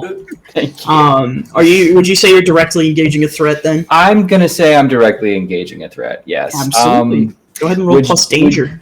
Would you say... Oh, no, it's when you stand strong while dramatically under fire. That's like a different move, I believe, right? What are you, beacon? Yeah, it basically is the second dimension. When you stand strong while dramatically under fire, roll plus savior and stat plus danger to directly engage a threat. Oh, there you go. Would that count in this instance, or as you are directly engaging a threat? Yeah. Perfect. These things swarmed super-powered people, and you're just a guy. So you are directly engaging a threat. You can roll that with your... All right. Savior. So it is going to be 6 plus my 3 savior, and that would bring it to 9. And I think in this case, I'm going to put my +1 to make that 10. Absolutely. Which yeah. 2 things are you implementing? I'd like to resist or avoid taking blows and create an opportunity for my allies, as he is going to move in and rope-a-dope a few of these foes before realizing that these papyrus pugilists are weak to the flammable arts, and will unleash a small spray of fire into a crowd to create chaos and confusion amongst them to hopefully break them up and make some more space for everyone else. Absolutely. And what sort of opportunity are you trying to create here? I would love for basically them to be more easily this horde to be kind of clustered in, or create a space so that those with more clearing powers can kind of focus on one group at a time and give them a chance to like more systematically take out a good chunk of them by having them kind of penned in towards the walls to avoid the flames of their friendly fireballs. Certainly. Yeah. So you sort of begin to break up the groups with your movements and your attacks.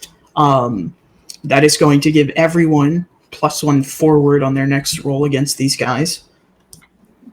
We can move on to Aurorus and or Vesper if you guys would like to do something.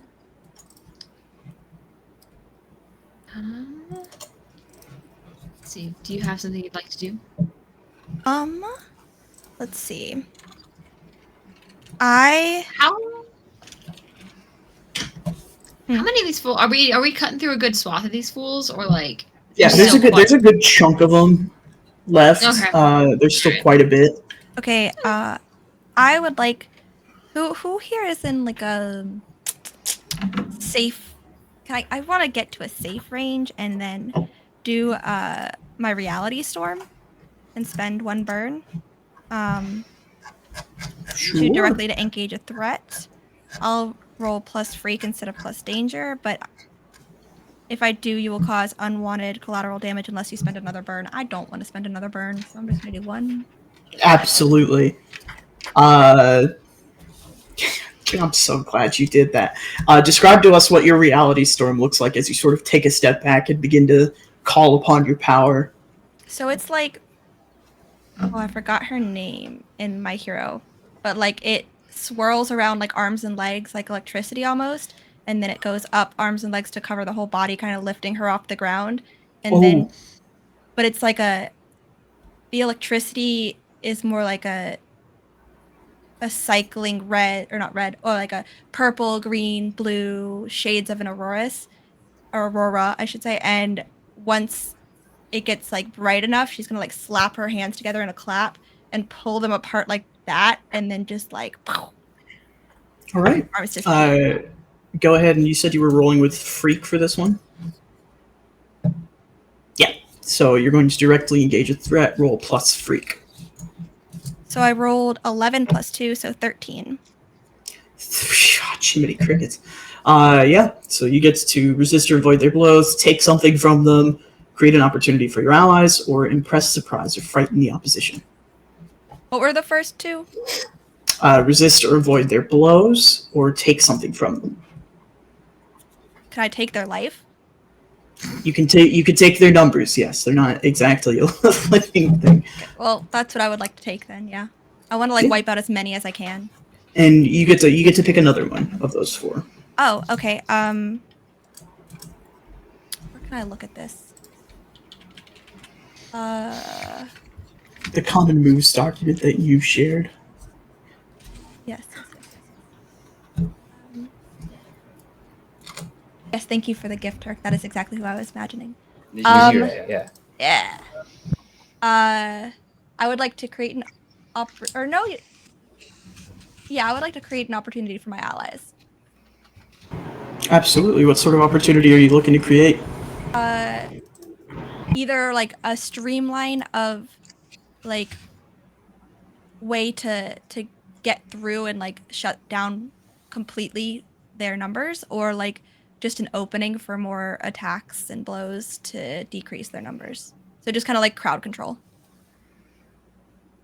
All right, now let's talk collateral damage. Your collateral damage doing this, the auroras sort of shoot out very knowingly, carve through the numbers, and destroy the teleporter in the Citadel completely. Irreparable without the proper components, which you may or may not have on board. Who knows? You guys haven't been here in a few decades. But you've created an opportunity. You're going to take another +1 forward to spend for any moves that you guys do. But we're going to circle back to Vesper real quick. Anything that you would like to do? I can certainly try. Well, it looks like everybody's doing a lot of very cool and very neat exploding. So I don't know that I want to add to that. I think I would want to. I think I would want to assess the situation. My goal in this point is figure out where these guys, if there's. They were obviously at first coming from this transporter, but are they operating of their own volition? Is there something controlling them? Is there some bigger threat here that needs to be taken out? That's sort of Vesper's like sort of tapping loosely into the minds of, if there are minds on these things, trying to figure out. You can roll superior to assess the situation. Absolutely. I can certainly try. I'm gonna need that +1 forward because I am not very superior. I'm super not superior, guys. That is a 4, all told. These dice are going to jail. 4 is not quite going to do it, I'm afraid.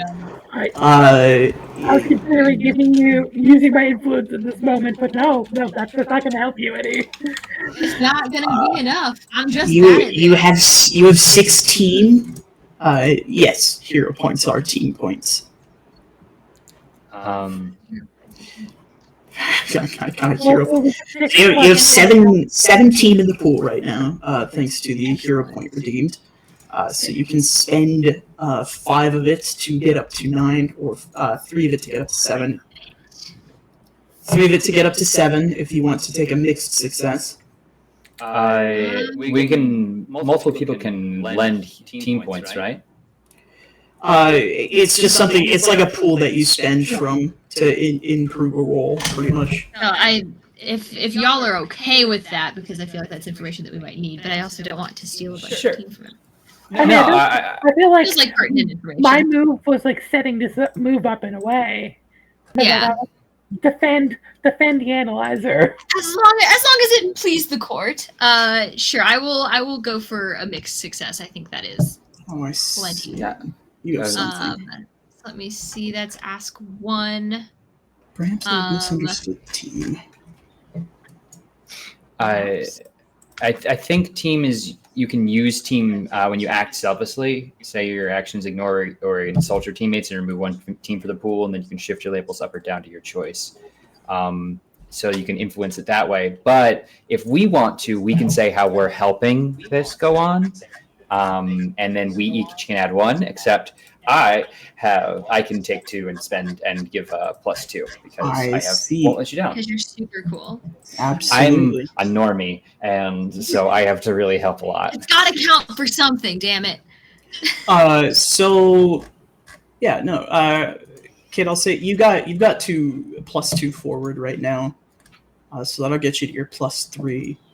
So your 4 goes up to a 6, and then Turk can improve that roll by 2 with his move. If you would tell us how you're helping. So you're just trying to figure out more about. I'm trying to see what is in charge here, because wherever there's minions, there's something in charge. I think the Shade is a ongoing thing of working a team of calling out what he's doing. and very much narrating his own fights. And has been at this long enough, has fought enough mooks to try and recognize who's in charge, that he'll be kind of shouting out his own insights the entire time. So you could be working off of that. Absolutely. So that'll bring you up to an 8 total, I believe. So you get to ask me a question from the Assess a Situation list. I feel like the closest to what I'm wanting here is probably what here is the biggest threat. Absolutely. You begin to look around. You sort of watch as these things crumble or fade away or melt, or just get crumpled up and crushed by Obsidian's powers. Something about these paper minions seems oddly familiar. The writing on them, the way that they're folded, is sort of jumbling up what the pages would say. But you've seen that sort of page work before.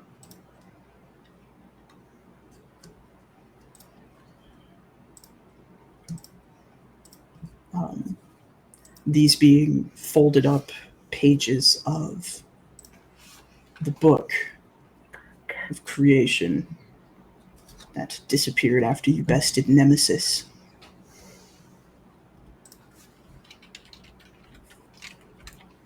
He's not gone. I think we've kind of established this at this point. Does not look good.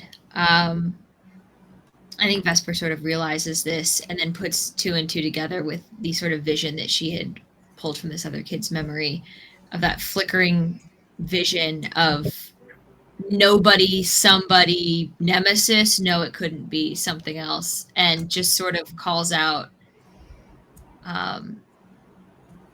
it's Nemesis. He's around. We need to find him. Okay. The papers are going to act.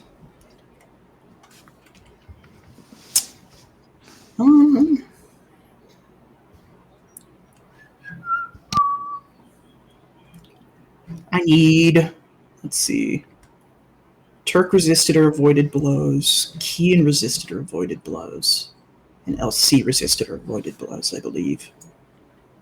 Hannah, I need you to roll to take a powerful blow. Cool. And remember, you have +2 forward right now. Did not. I did You assist. did not. I did assist, and I did create an opportunity. Or I did You take take something from them and create an opportunity. So I'll need both of you to roll to take a powerful blow as you guys start to get swarmed by these things. It's roll plus condition smart. So I have nothing, so I'm just rolling. It's a flat roll.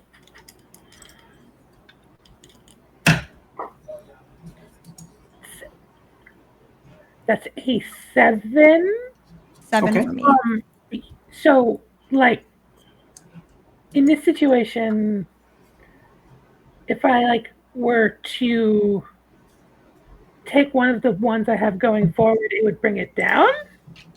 No, you have +2 forward to this, so if you rolled a 7, it would go up to a 9.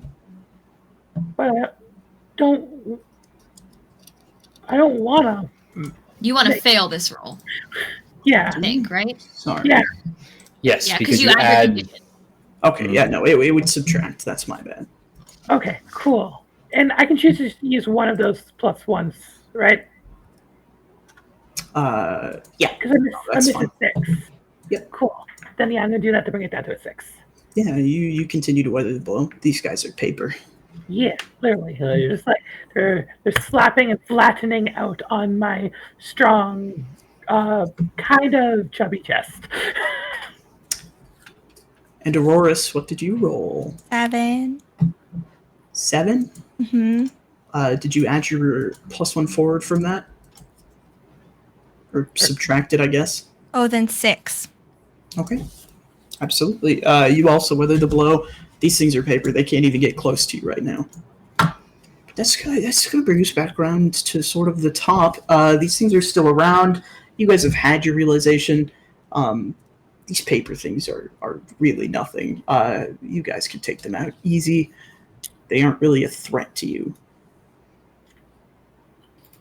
From our last fight with Nemesis, do we know if, like,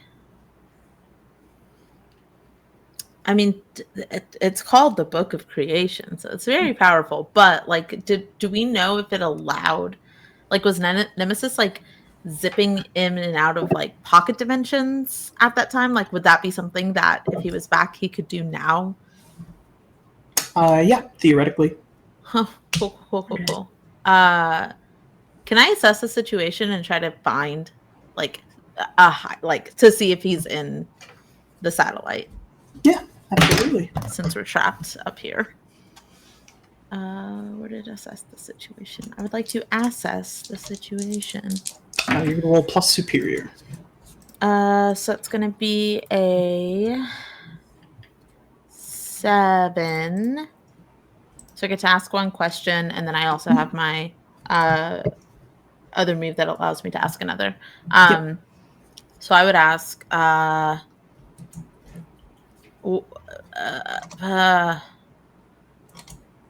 guess, like, what here can I use to find Nemesis?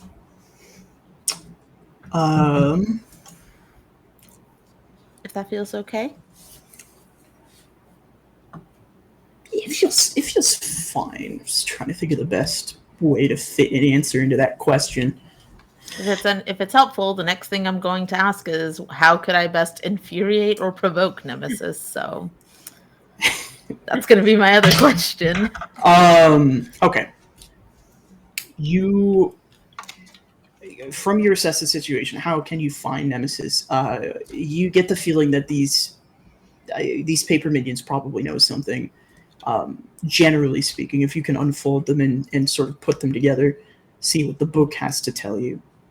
To infuriate Nemesis, they've always been a relatively mild-mannered hero, or not hero, person, villain, if a bit on the fanatical side. Always probably most infuriated when their vision for the world is not shared. Because you believe something deep down to be as true as it can be, people disagree with you. It's a little frustrating.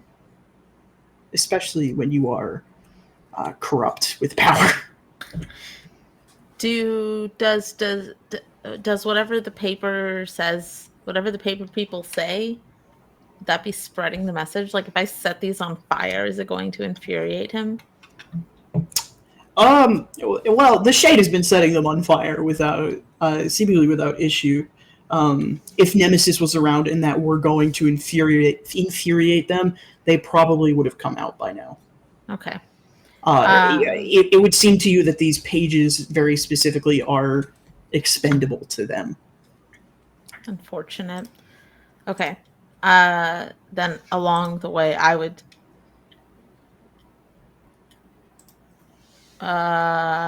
You said the paper will tell me where Nemesis is? You believe that if you can find a pattern or code there, it's the most likely solution. I'm gonna grab one of these paper things by the throat and just like hold it and spin around and show it to Shade and point and be like, "Can you read this? Any information?"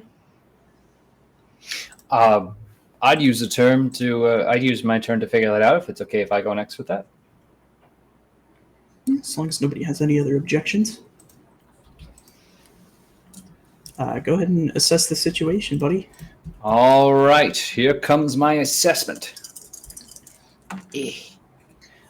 That is going to be 7 on the die plus superior of 0, so 7. Absolutely. And I'll say, because you guys are working together, you guys can add a team to the pool. I won't even make you ask a question for this or figure out what the best question is. You begin to see a pattern in some of the writings that are visible to you. if you could get the remaining pages open and unfolded, then you think you could probably piece together what it says. But it seems like it's telling you a location or a spell or something. Well, magical inscriptions are on that. We need to gather more of them.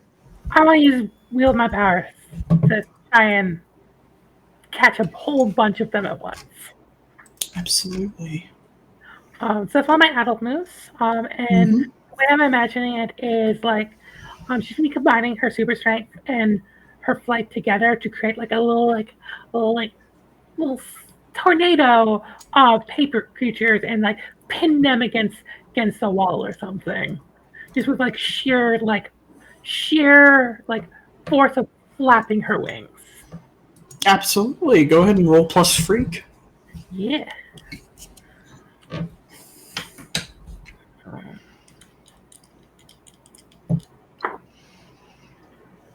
That's +2 from freak, 4, so 6, and then a 5, so 11. 11, absolutely. So on +10, choose 2.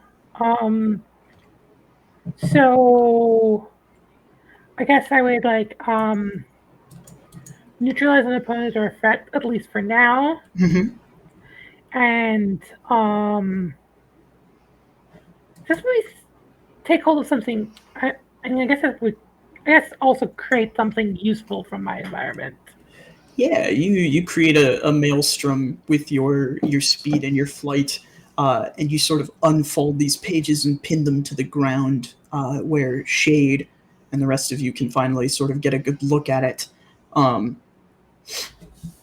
Shade, you're looking on these things, and you're beginning to piece together.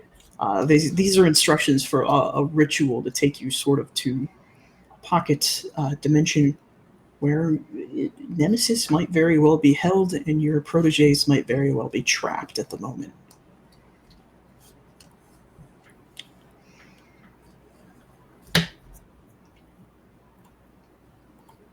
Hey, JT.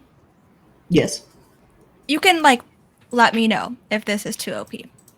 Because I would like to use Wield My Powers, which is an adult vision, or Mhm. adult power, once the Shade gets their information. And I want to use Overcharge, which is 2 burn, to overcome an obstacle, reshape your environment, or extend your senses.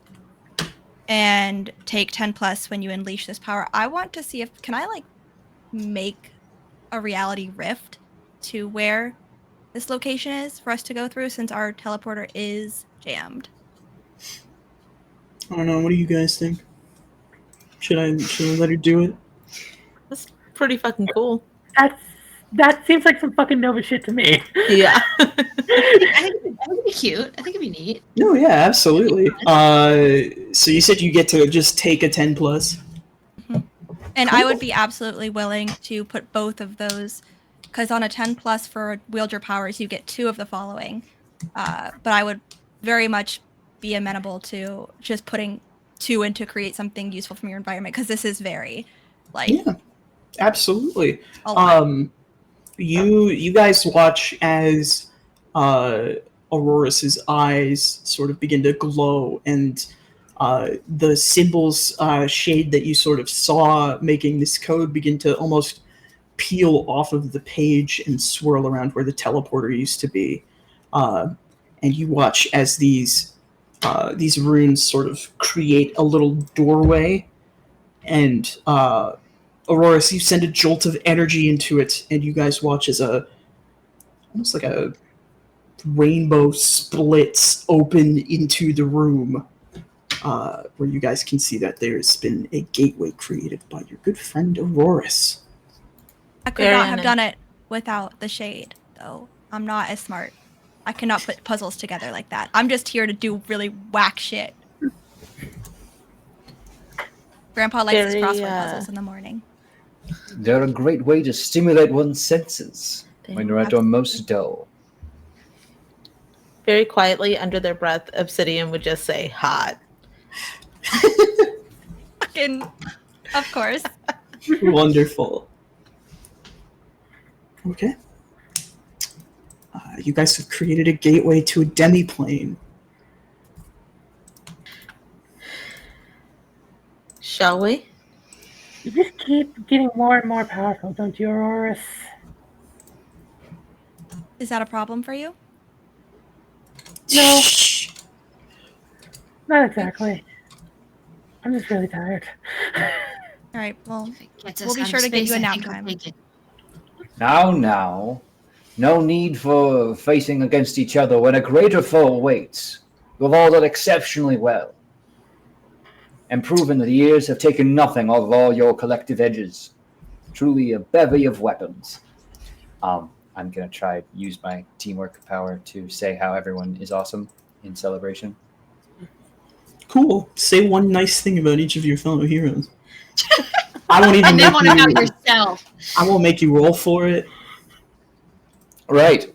Well, now I gotta remember everyone's names. Ropla Sarah, it's well that for so long without your powers, you come back to them so easily. Thank you. Obsidian, without a doubt, this battle would be lost against an ending tide of terror had you not stepped in as quickly as you did. Same to you, buddy. Vesper, your mind was the first to crack this proverbial puzzle, and you should not doubt yourself. And finally, of course, the magical malady was quite well sorted, thanks to Aurorus.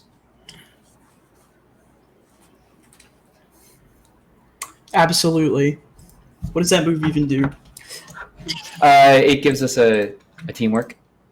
Oh, yeah. Adds a team to the pool. You know what? For that, you can add 2 back. Thank you. You can put 2 in the pool for that. That's very Usually you sweet. have to tell me how I'm awesome and return back, but it's fine. It's fine. Oh, well, I thought you had to say one honestly- nice thing about yourself. Oh, no. I just compliment other people. Honestly, Shade, you bring a bright light to this team still, after all these years.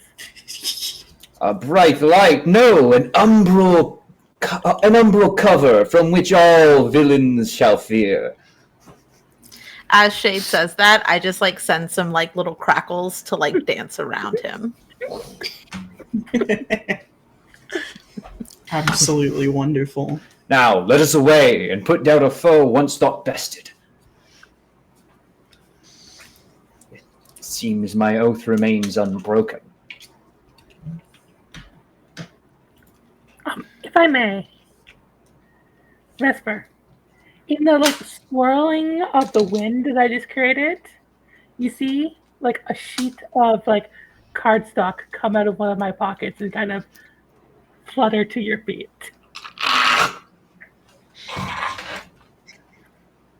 And I do not What notice. I think it is. You killed Turk. Is this what I think this is, Hannah? Hannah, is this what you? Are you giving me what I think you've given me? Yeah. A treat, a gift? Yes. What is it? Class. I, for one, as the GM, would like to know. Oh, you're gonna know. You don't know? Vesper is sort of, taking a step back from this, very emotional, adorable conversation because, it's as happy as it's making everybody else, it is nerve-wracking for her. And a piece of cardstock hits her shoe, and she picks it up, and it is a piece of cardstock that she sent. This is an invitation to her wedding that she never received an RSVP back. It has a meal chosen. We never discussed what was on the invitation, but there is a meal chosen. It was never sent. It just was never sent, and she just sort of stares at that for a long moment until somebody says something that catches her attention, and then folds it up and puts it in her pocket and just sort of pretends that didn't happen. Yeah. You all step forward into the unknown. It is sort of a nauseating, jostling feeling as you are moved into a dimension where you are not typically accustomed to being somewhere between 3 and 4. As you step in, the world takes on sort of a non-Euclidean shape. The only path before you, a 3-dimensional cobbled path leading out to a grand standing castle where you see 5 distinctly colored beams of light shooting from each of the 5 parapets. Oh, this is some Nemesis shit. He has to be extra every single time. Always so fucking dramatic. Jesus, after all these years, you'd think he would have gotten a new bit. Do you think each light is one of our proteges? Oh. No, 5 Hannah? lights, 5 of us. Great. 5 lights, 5 of you, This upsets or me. 5 proteges. Jesus Who Christ. indeed will it be? You guys march onward. It's not a long journey. It's just a big ominous journey. It's long enough that you guys get a good view of the castle before you arrive at the front gate and hear a loud, booming voice come over the area. Well, well, well. If they didn't call the outmodes. Tell me, do you guys think you can defeat me after all this time? I've gotten much stronger and the rest of you, well, I can feel it. Your bones are creaky. You're tired. This is going to be easy. You'll find our daring do no less debilitating, you villain. Nice Forgot alliteration. how- Thank you. Forgot how incredibly annoying your idioms were. Then you and the Fuhrer had a lot in common. He's old. We don't have time to unpack all of that. Did you punch a Nazi in the face too, Turk? I mean, Would you Shane? not? I No? think maybe Turk is implying that he guys. punched the Nazi in the face. I mean, Captain America did it. Why couldn't the Shade? There was a line. It was like a photo op. Yeah. $5 a pop. $5 a pop. It's a lot of money. Beating the shit out of him for money. I mean, 2 bonds you buy puts a bullet in the barrel of your best guy's gun, so. Mm-hmm. Yeah, the gates open willingly for you. They seem to invite you in as ravens begin to sort of collect and perch atop the wall. Can I tell where the voice is coming from? Can any of us? No, it's Can I? Oh. Nope, The you said voice. no. Sorry, clarify. The voice sounded like the alchemist. no. Oh, sorry. Okay. The alchemist is just a nondescript NPC I made up. Okay. Sorry, I think No, my you're brain okay. just disconnected. All right. It sounded like the Nemesis. It's the Nemesis. I feel like that was Perfect. yeah. Okay. I would like to charge up my burn again. Go ahead. I would also like to charge up my burn. I charge up my burn. Okay, sure. I would like to Does quit. anyone else? Do we all have burn? No, No. I got to steal it from the Nova playbook. It's a level up. We all Okay, steal things from each other. This is mine. Go That's look at the ravens and go. 6, so that's a pass, so I just have 3 burn. Okay. What were you saying, Hannah? Just go look at the ravens and go. Not even a murder. You're losing your touch. Murder is for crows. That's Does my he shout point. that? I'm pretending there's not crows. Is it not the goal? This Edgar Allan Poe will find himself locked up just like the cask of Amontillado. Okay, it was a bit of a reach, and then you did save it. So, we'll count that one even. Been doing this for a while. I should have some of it down. It's gonna be a Okay, lot. how much burn do you generate? Just the regular amount. Don't worry about it. No, that's none of my dice like me tonight. That is a 6, all told. So I hold 2 Mark 3 conditions. Ow. Ouchie. Yeah, it's fine. I'm fine. Everything's fine, guys. What conditions do you mark? What happens as you begin to charge burn? What happens mark all of my conditions. We're not there yet, but just Well. Wait, do you have different rules for your burn? no, I just have less flares than you do. Oh, but I'm like more limited in my burn. mine is on a hit, which is below 7 to 9. You But get I hit was 3. above. Well, it is, but for this you add conditions, and the higher you roll, I think. Right? No. So typically, hey. 1 to 6 is a miss. Oh, hey, then 7 to 9 will be a mixed success, and then 10 plus will be a hit. Me and okay, We're vibing? I also mark 2 and only get 2. Never mind that. I marked 2 Okay. conditions. Cool. I love that for you. How do you have every condition already, Kit? All but one. Which one? Let me see. I think How do you clear conditions? I think very Uh, carefully. There are actions you can take that clear conditions for you. But we're not going to worry about them tonight because it's a one shot. You guys can just clear each other's conditions for funsies. I am all but hopeless.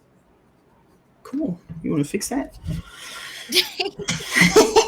I'm sure you would like to, huh? I sure would.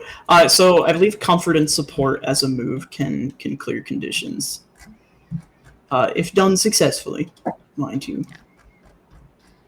I'm so conditions, y'all. Sorry, everybody.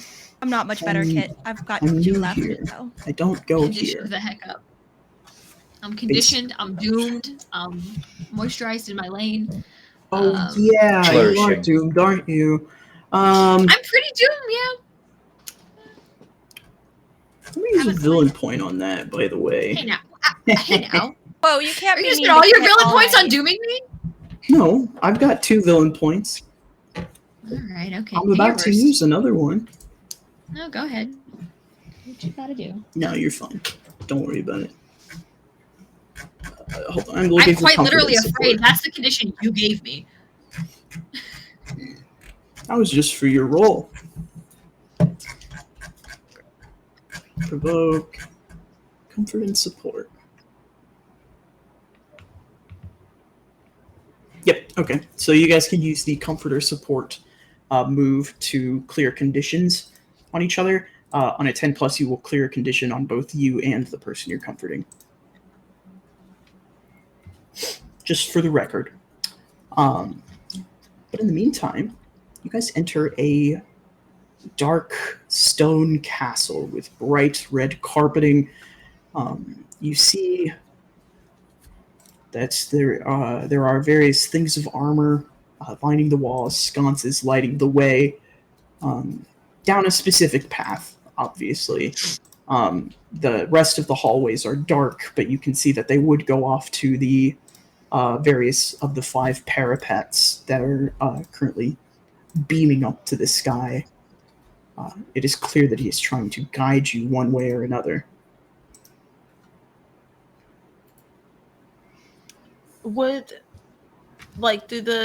Are the parapet beams different colors? They are? Are they coordinated with either our power or costume colors or the replacements?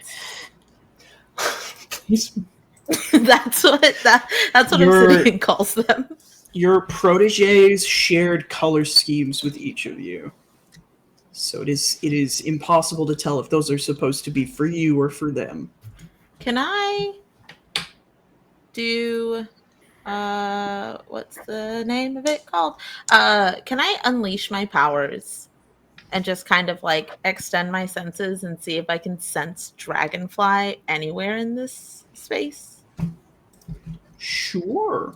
Go ahead and roll to unleash your powers. Hokadok.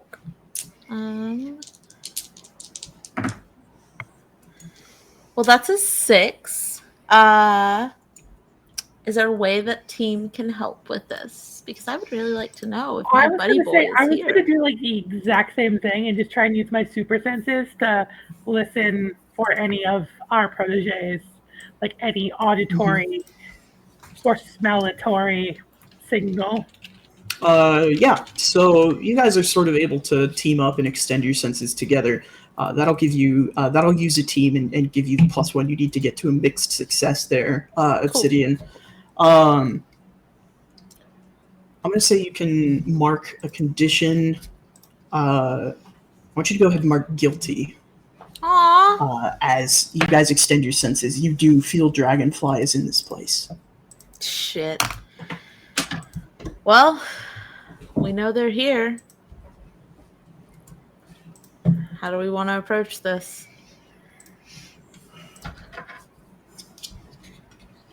We could move to free them at once. Freeing one might spring some sinister trap on the others, or let the villains prepare for us at one location. Hey, JT, Yes. how does my moment of truth work again? I mean, I know what it says. Yeah. Hold on. I believe you can use it once and then it goes. You just use it away. when it. Yeah. Use it whenever, but like it's take control of the scene and then can't use it again though. Yeah. Take control of the scene. Your Nova powers are built for probably what I think you're trying to do. So, go ahead and take do you the mean? lore keeper. Take the lore keeper role for this. Whoa! for this scene. What do you mean? What are you trying to say here, JT? Because I don't want to say something that is not what you're thinking. What are you thinking? It doesn't matter what I think. it does. You're It taking does. control of the scene. I didn't say I want to use it yet. If you were to use it, you would get to take control of the scene. Thank you. I know that. You would be able to call upon your powers and use them Hmm. in a greater capacity than you normally would. Yes, I know. I want to free our little guys, but like it says in Yeah, the thing, I it will know. have how could it possibly have ramifications down the line? So like, how do I know that I don't need to use it later? That's up to you. I can't tell you that. Mm. Okay, I want a group input on this. I don't want to screw our team just yet because it's gonna happen. I'm gonna do it. I'm gonna screw Do the you guys thing. over. I don't want to. I don't know. I Do I the feel thing. I feel like we would have all started arguing about whether or not we wanted to split up or go. Mhm. And I feel like your character would get frustrated with that and then just do it. Okay. Yeah, that sort of thing would trigger a moment of truth. Okay. Because there's supposed to be these big, powerful moments where your powers trigger in some way that they wouldn't normally. So, Okay. I feel like once we got the confirmation that Dragonfly, yes? Mhm. Okay. Is here, and that would essentially mean all of our proteges are here, and our object was to rescue our proteges and defeat Nemesis, and 10 is better than 5, then this moment of truth would absolutely activate, and I would like to bend reality and control it to pluck these 5 proteges out of whatever Nemesis has them found. And I feel like I'm walking into a trap here. I love that. That's fine and good. I need you to describe it for us. Oh, This is thank your you. scene. Okay, Put I'm s- so put bad at so this. much JT. gas on it. I'm so bad at this. All right. So it is like similar to the reality what was it? Storm, where just like body lifting but entire encasing her is light, and that Aurora's is just like one swimming like cocoon almost around, so it distorts her body, but then like the 5 Aurora beams almost like shoot out in the direction of each of the proteges, like gleaming. You can clearly see the like it does not take into account solid structures, just straight through them to these proteges, and in her eyes are like piercing through this cocoon, and you can see them glowing in the same way that they did when she did the reality storm. But from her perspective, she is visiting each one of your proteges, and like this terrifying, probably glowing figure is just like outstretched hand. And the only one who might know of it is going to be my protege, and I forgot what I named their new name. I think it was Star something. And Starstrike. Star Strike. That sounds right. And just like Star these- Collision. Sorry. What? Star Collision. Okay, Star Collision. That sounds right. I said, you're right to both. So, both of them are great. She reaches out her hand, and each one of the 5 proteges is going to see this figure in their own reality time, just holding out the hand and like grasping the hand and like pulling them back.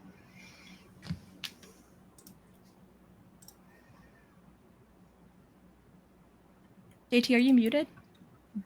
Sorry. Yes, I am. I said absolutely banner. You reach out to these 5 young proteges and you grab them and you sort of pull them out of this stasis they've been put in. I love it when reality warping has consequences. I love this for me too. This is great. The rest of you watch as the reality field sort of warping around Aurora's begins to expand to include the 4 of you as well. Before Auroras, you get the confirmation from all 5, and you sort of begin to collapse back in on yourself, and you all collapse back into a massive ballroom. Nemesis has... Auroras, you would know, Nemesis has reached into and plucked a string of your power to yank you back, which is not an ability that they had before. And so you are in a ballroom. The 5 of them collapse down. They're all very clearly tired, exhausted from whatever was happening to them, but you find yourselves in this big room, decorated, no exit, seemingly. My team not with me is just these 5 idiots on the ground asleep. No, it's all 5 of you. Plus There's 10 people. Plus 5 idiots. All 10 of you are in the ballroom. All 10 fucking Okay. idiots. All But 10 I idiots. myself with like together 5 at last. useless little shits on the ground. Like, The proteges are semi-conscious. They are on the ground, sort of breathing heavily and trying to recuperate their strength for the time.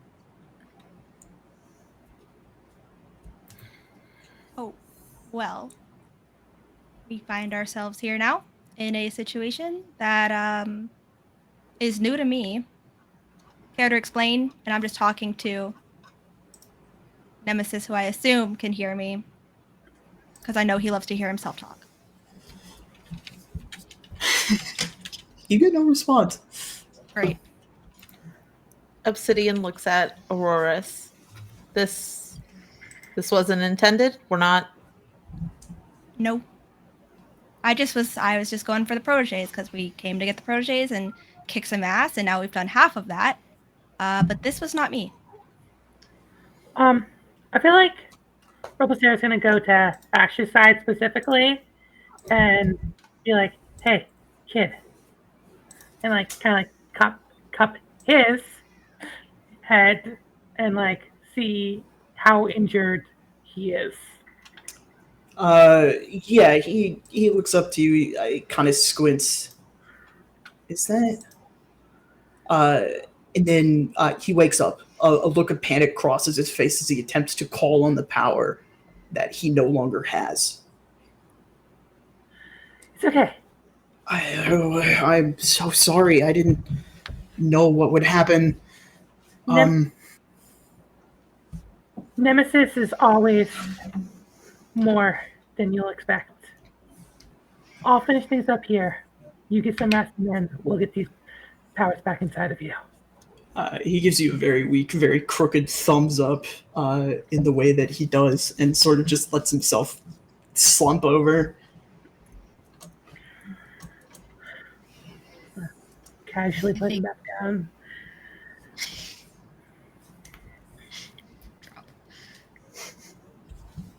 I think in much the same way, Vesper is immediately on Dawn upon seeing them. And just sort of like, doing the same, like, are you okay? Is everything okay? Like, are you awake? And if they're like moderately conscious,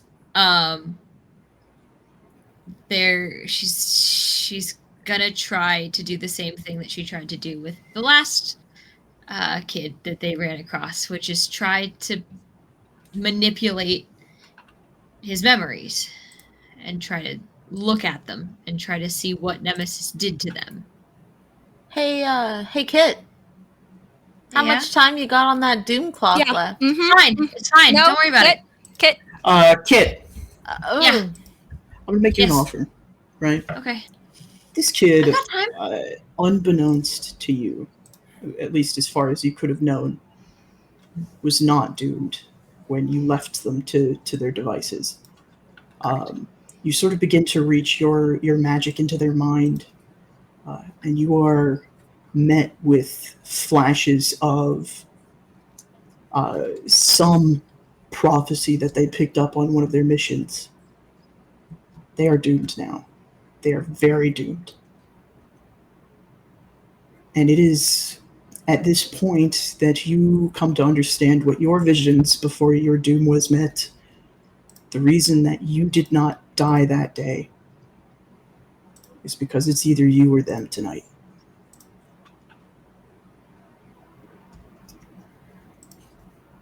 And it's me. It's always going to be me. I think they knew that. I think she knew that going in. To the original fight to this one. You finish reaching into her mind, and you see flashes of her trying so hard to prevent this outcome, to push this beast back so that neither of you would have to face Nemesis together. You see that she is sort of locked in a stasis. Nemesis is standing before her. You're going to bring them back to me. They care more about you than they did this city. And so when you five disappear, I will get to send them off, as it were. Glorious battle. And you are thrust back.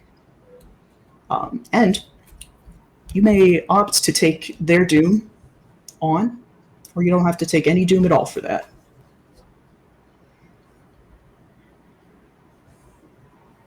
Any chance you'll tell me how much doom that is? No. Okay. I mean, she's taking it. I don't. It's not. There's no question. Yep. Cool. And I think She sort of hold it. Yeah, no, she jolts awake the minute you take that doom on, and bewildered, wild-eyed, looks up at you. You shouldn't have done that. It's fine. I knew what I was getting into. You did good. You're gonna keep doing good. Okay? We're going to keep doing good. You have a family. You're my family, just as much as any of them. You see that she stands up of her own volition and sort of dusts her costume off. Vesper Yes, just looks ma'am. proud as hell.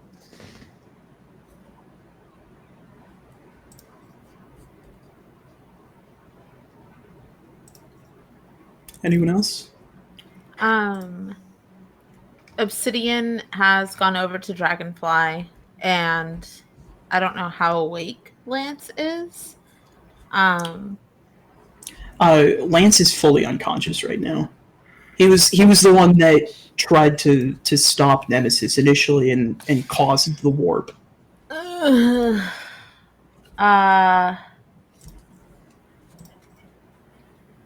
I'm gonna just like pull him up by the shoulders, and I don't have anything to wake anybody up. I will gently pat his face. I'm not gonna full on slap him, but we will progress up to that if needed. Yeah, you begin to sort of gently pat his face, and he stirs awake a little bit, enough for you to say something to him. Hey, kid, I need you to open your eyes, okay? Obsidian? Unfortunately, No, you shouldn't be here. I am well aware. Neither should you. I stopped him. I stopped them. I thought. Don't worry about it. We can take care of things from here. I'll help. I can help. He sort of begins to try to stir himself awake. How steady on his feet does he seem? Not even a little bit. I'm just gonna like kind of tousle his hair a little bit. I don't even know if that's how you say that word. Tussle? I don't know. Tussle. I'm gonna rub his head like a baby. Yes. And kind of just say, yeah, I don't think that you can I don't think there's much you can do here. What are Dragonfly's specific powers? It's hard to say. I don't think even he knows what he's capable of yet. I think he's in the process. He's got powers not dissimilar to Aurora, where he can sort of summon and control hard light.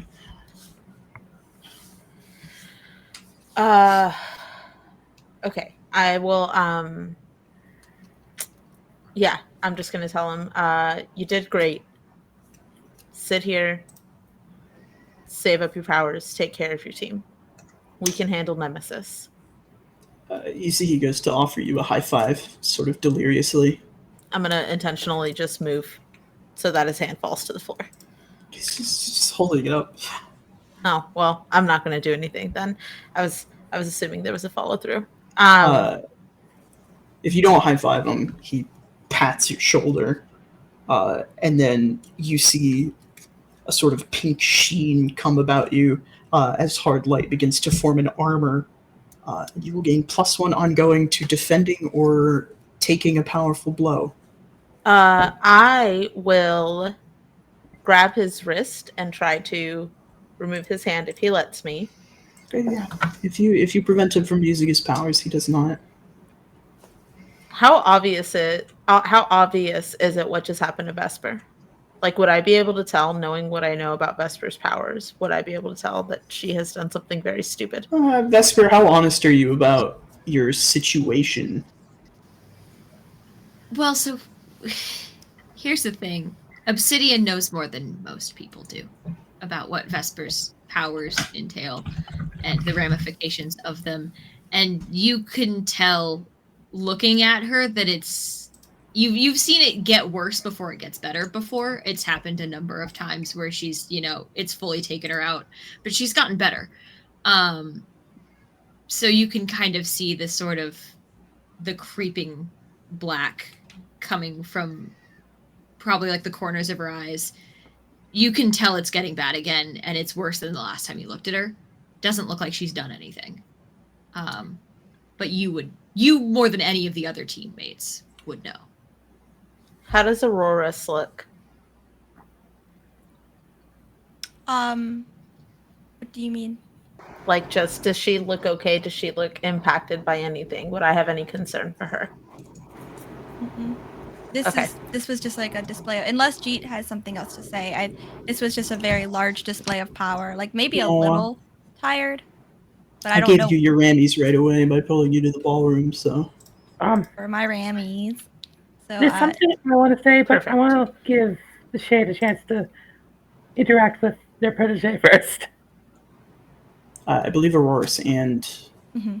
the Shade have yet to do their protege scene. Really quick, if I Mhm, may, absolutely. I'm going to tell Lance, I need you to save that for somebody else, and I'm going to drag them over to Vesper. I will pick them up. I will not actually drag them, but I'll drag them over to Vesper, and I will place their hand on Vesper's shoulder. You sort of reach up and place their hand on. Yep. Vesper, you see a pink glowing armor shield around you, and you will get +1 ongoing for the fight to taking a powerful blow.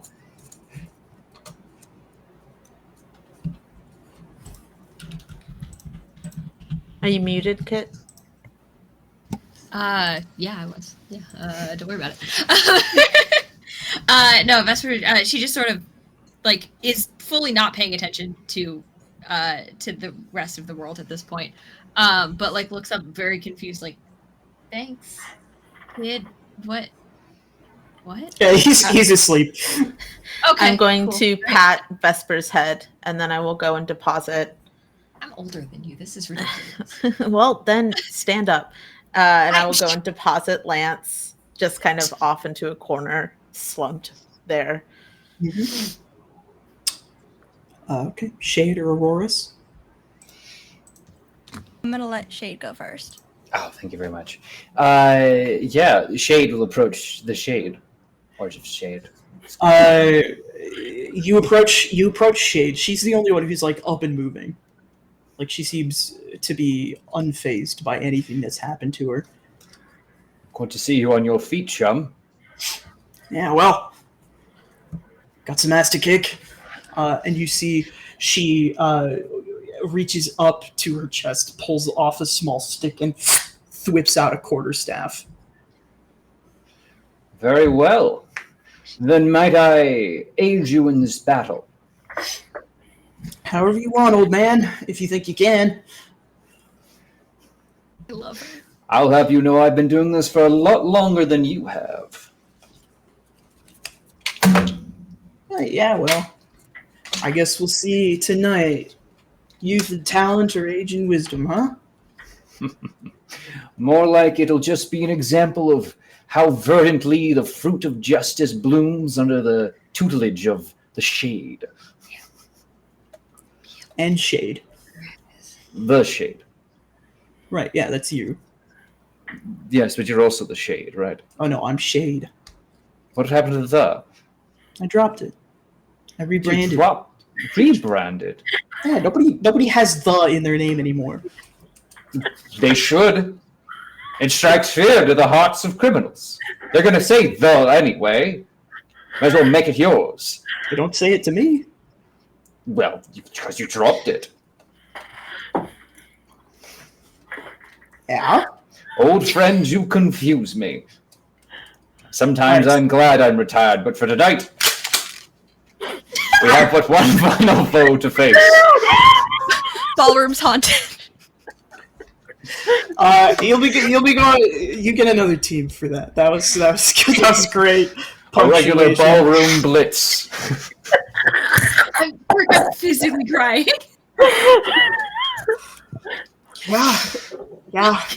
Yeah. That's it. Game's over. Everybody go Yeah. home. Good night. We did it, we That's won. it. It's a Nerf gun. See you next Okay. time. We fucking peaked with that one. Can't beat it. Okay, Auroras. Sorry, I can't. I think while all of this is happening, she would have also gone to her protege. She's not gonna like hold off just because she wants to shit talk Nemesis. As much as she would like to continue that, Star is way more important than that. That is why they are here, and she wants to make sure that her protege is okay as well. So how is Star looking? So for most of the time that you've known Star, they have looked human, mostly human. Similar to you, powers from some inexplicable event. You go over to them while they are unconscious, and you can see that their skin has sort of changed to appear more galactic. The opacity has lessened, and you can see stars in their body. A sort of deep void contained within them. Pretty cool. How do they look conscious-wise? Like if I You could probably jostle them awake. give them a little spark, a little kick, Oh, absolutely. a little jolt. You reach out, you do your little static jolt thing that you can do, and they jump up. You see their skin immediately fades back to more human appearance, and they look to you. Thank you. Thank you. You're welcome. I would have done it any time. No need for thanks. I told them we should have called you as soon as we got here, but We are not the heroes anymore. That is you. It is the respectful and right move for you guys to have done this on your own as the next generation. But whatever got you into the situation, it seems like a pretty stupid mistake. One anyone could have made. We've done it in the past before, but we're here now, together, as equals. I want you to know that, as equals. You guys are still heroes. No, You've always been the heroes. no. We That's put up why our. I put it up, sure, but do you ever really stop? Most of us did. Not truly. Some of us couldn't stop, but we were supposed to because you guys had it handled. I would not have let you take up this mantle if I didn't think you were ready. This isn't about that. You guys wouldn't be here. And even if you weren't saving the city, you were still saving each other. So, go take care of your teammates. Finish this. Because we couldn't. I'm gonna go look after mine, but I do feel you're equal. And if I can help, I will. I can respect that. As long as you feel as our equal. You're the heroes now. Got it? I think I stopped pedestalizing you about halfway through that fight. The first fight with this guy. I appreciate the equals thing a lot. I think I can believe it now. Good. I'm gonna put my hand on their shoulder. I'm not gonna mention what their skin looked like. That's a lot to unpack right now. We don't have time for that. But just put my hands on their shoulder and be like, They pull you into a hug. "Oh, I hug them back. I hug them back. Absolutely." Yeah. They trot over to their three unconscious-ish teammates and begin to sort of apply their powers to bring them back enough to help as time will allow. But the five of you are given a brief moment of reprieve.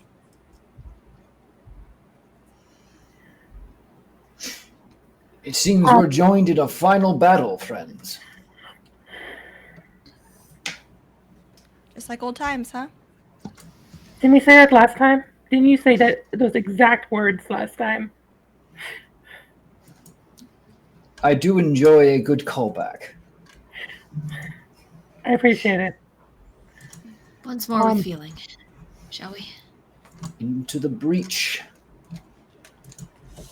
Professor is gonna look at Vesper confused because she knows the least about your whole doom shit.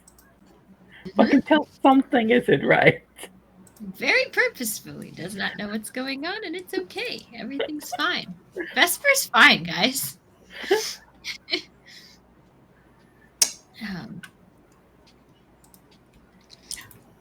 You guys do that thing where you stance up, you prepare for a fight, and across the ballroom, you see warps in Nemesis, upgraded, evolved, raised to a higher being than last you saw him. Them. Her? It's not clear. As you look at them, their identity is even less clear to you now in this form than ever before. Long, slender suit fits their non-Euclidean form as they look down at all five of you. 6 of you.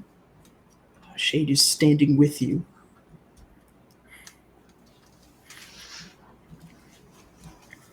Are you all ready to die? I want to Made look at peace? Rofelicera and be like, "Didn't he say that last time?" Yeah, and I think I said last time and I'll say it again. A butterfly flaps its wings and you fall down. Absolutely. He's going to start with a simple little burst attack. As he begins to sort of charge up I'm going to spend my first villain point of the 2 that I have. As you all sort of look on, you see as they use their energy, their form takes a more concrete shape. Obsidian and Vesper, you both swear to God you know this person. Something so familiar about them.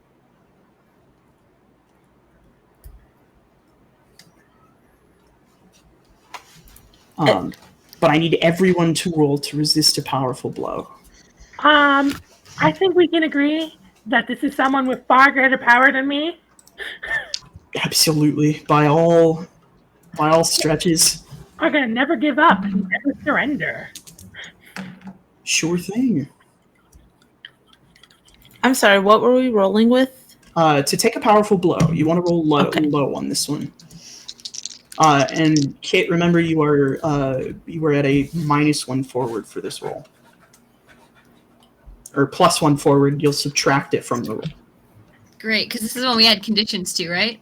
Mm-hmm. Cool. Oh, great.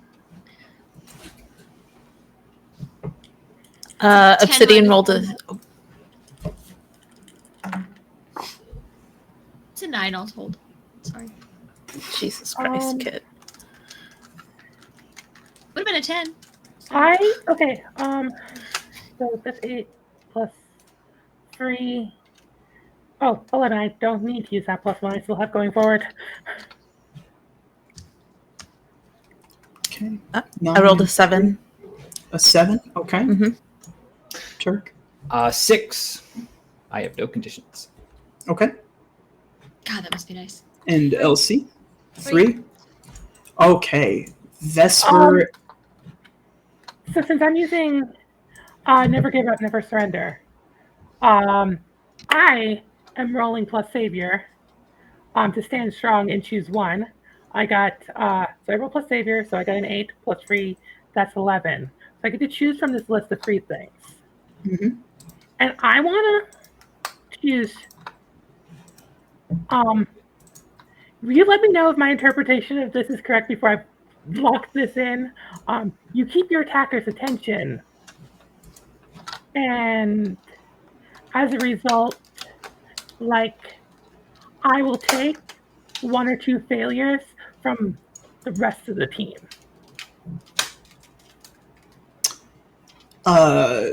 Yeah. So you're not taking failures from the team. You'll be the basis of their attacks until something else occurs that maybe would prevent that from happening. Okay.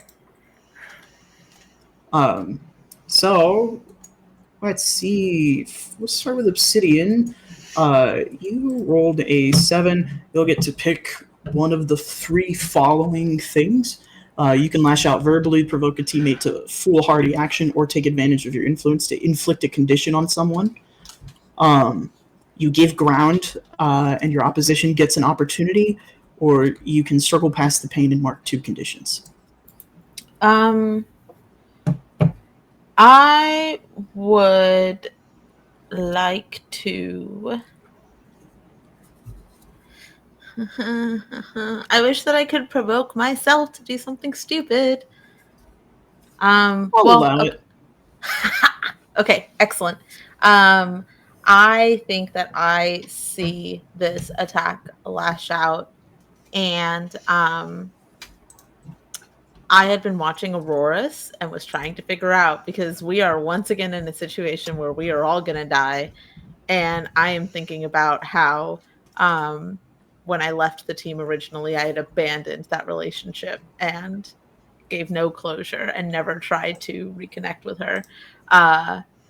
And watching her and the team be attacked, I think, would provoke me to foolhardy action.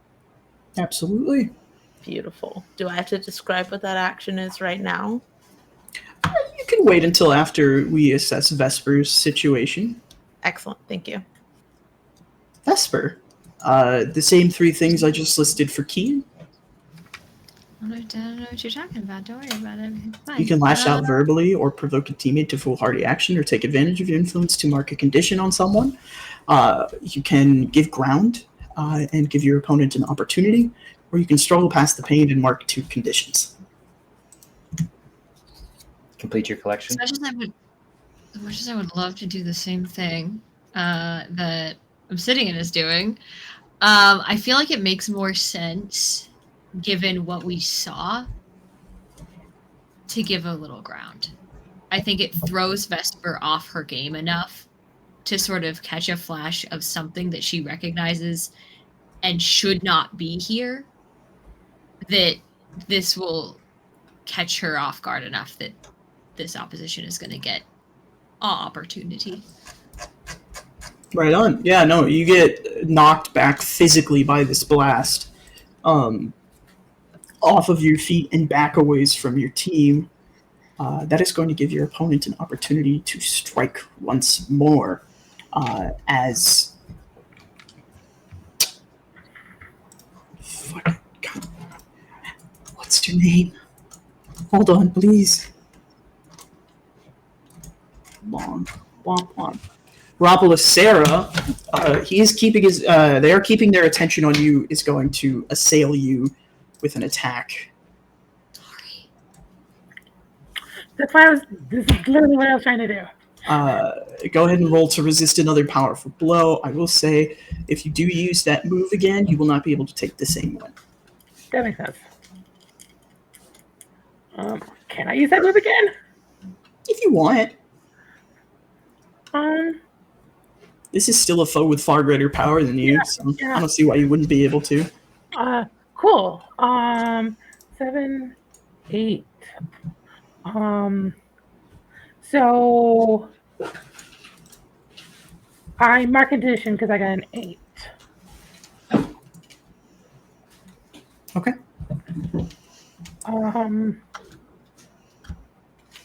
I feel like I want to mark angry. Sure. Yeah, no, this would upset you probably. Like, I'm trying to like be the big damn hero right now, stay true to my words, and immediately just like smashed into like a chandelier. Absolutely. You also get to you can get an opportunity, or you can add a team to the pool. I still get one of. Yeah, those? on a 7 to 9, or no, sorry, on a 7 to 9 you mark a condition. Never mind. Ooh, Oh, okay, cool. sorry, that's my bad. Yeah, no, absolutely. You guys watch as Nemesis basically charges forward and tosses a punch you've never seen before. Actually scathes. Sorry. Moment. Yeah, them. Ropolis Sarah. It actually scathes Ropolis Sarah. As you guys are finally given an opportunity to act, but first, Obsidian, you do something stupid, something funny. Haha. I do. Haha, Silly funny. one. I would like to.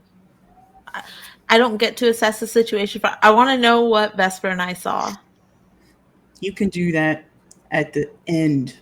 God damn the it, round. JT. You But gotta I do think your I foolhardy know. action first. No, I think I know what I saw, and I'm so stressed about it. Oh, Okay. I would like to. I thought you were gonna let me see that first. No. Disrespectful. Yep. I would like to go in toward Nemesis alone, intentionally. Well, intentionally on my part, not on Obsidian's part, separating myself from the rest of the team. Yeah, you sort of take the back flank. What are you attempting to do here? Are you attempting to draw attention away, or are you? I think that I No, I think I would like to try and like sneak around to try and attack from behind and be sus Yeah. about it. But I'm doing so, and my initial thought is I could, as a foolhardy action, I might be so focused on it that I'm not paying attention that I'm putting the replacements in danger, because I would be aiming a counterattack to where they are clustered. But that's at your discretion. That was my initial thought, though, for a foolhardy action, was unintentionally putting them in danger. I love it when you give me discretion. Now tell me what I saw. Soon. What does everybody else want to do in the meantime? Would like to jump in for your Mhm. attack, Kian, or you're doing something stupid.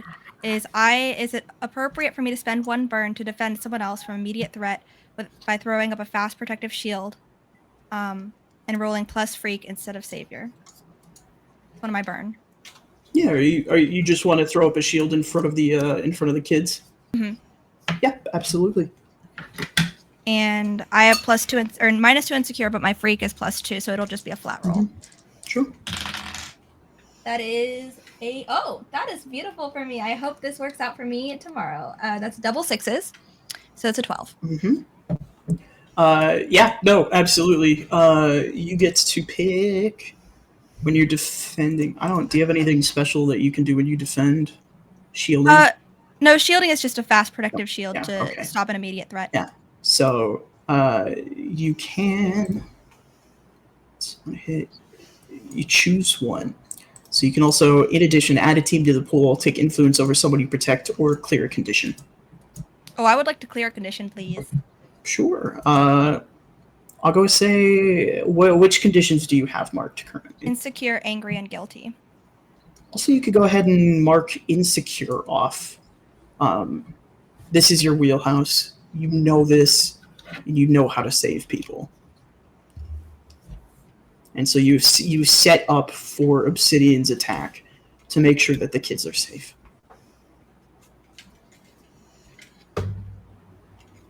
That's my turn. The other 3 of you?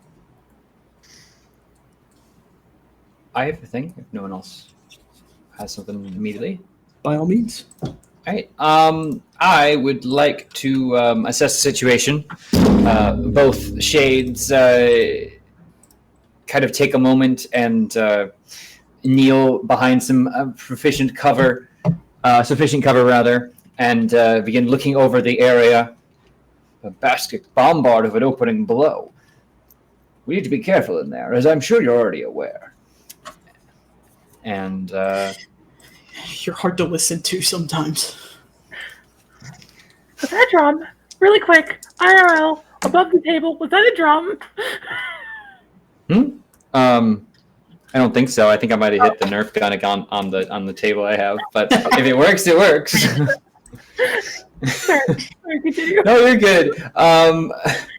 I add my spear, which is 0. So that is going to be a straight 10 on the die. To assess? Yeah. Yeah, you get to ask me 2. Well, I'm going to do 2 things. Who here is most vulnerable to me, and how could we best end this quickly? Most vulnerable to you would probably be your protege, all things considered. Okay, yeah, that's fair. That's fair. How can you end this quickly? There is a reason Nemesis gathered the 5 of them here before you guys got here.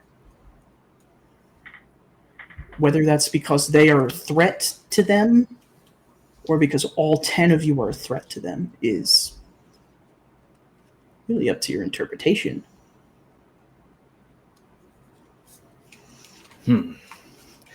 I've had a bit of an awakening of sorts. A veritable eureka moment. We need to buy time.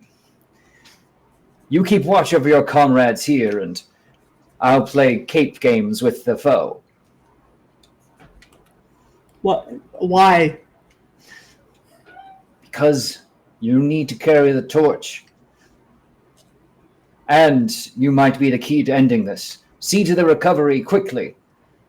We'll handle the rest. And once you are recuperated, join the fray quickly, friend. It seems like Star is handling that, but I'll keep an eye on them. Resuscitation of your allies is a vital skill to have. Have I taught you nothing? You didn't teach me that. I'll add it to the list then. Okay. Sure thing, Grandpa. Derogatory, not familial. Do well, my ward, and witness the workings of the shade, and I'll disappear. It is a wide open ballroom. Where do you disappear to? I am the shade. I have many ways of vanishing. Okay. I imagine to the rafters. I am up in the rafters. I am creating. I'm behind Yeah. cover, but I vanish like an illusion. Because of that, the number of rounds, we'll say, that you have to survive before the rest of the Guardians Arisen gets up has been reduced by a wide margin. I'll communicate all over the watches. We need only buy time till we are full in number. Strike hard and strike fast still, but know that the dawn rises. Wait, Dawn's up? Dawn gets up. Fantastic. Excellent news. Good for him. You do see that Dawn has been healed and just waking up though, for real. Dawn really do be rising, huh? I feel like I feel like it's Dawn on is that- breaking Dawn. No, if we break Dawn, that's bad. Oh, I was just wanted to make a Twilight joke. It's This all right. metaphorical mishap is well, causing while us that quite is some going on, confusion. I feel like Roxera is in her feelings right now, very, very angry, but understands she just needs to distract this guy for as long as possible. So she's gonna wield all of her powers on him. Sure. Absolutely. I love it when people do that. Okay, so I'm rolling plus freak. So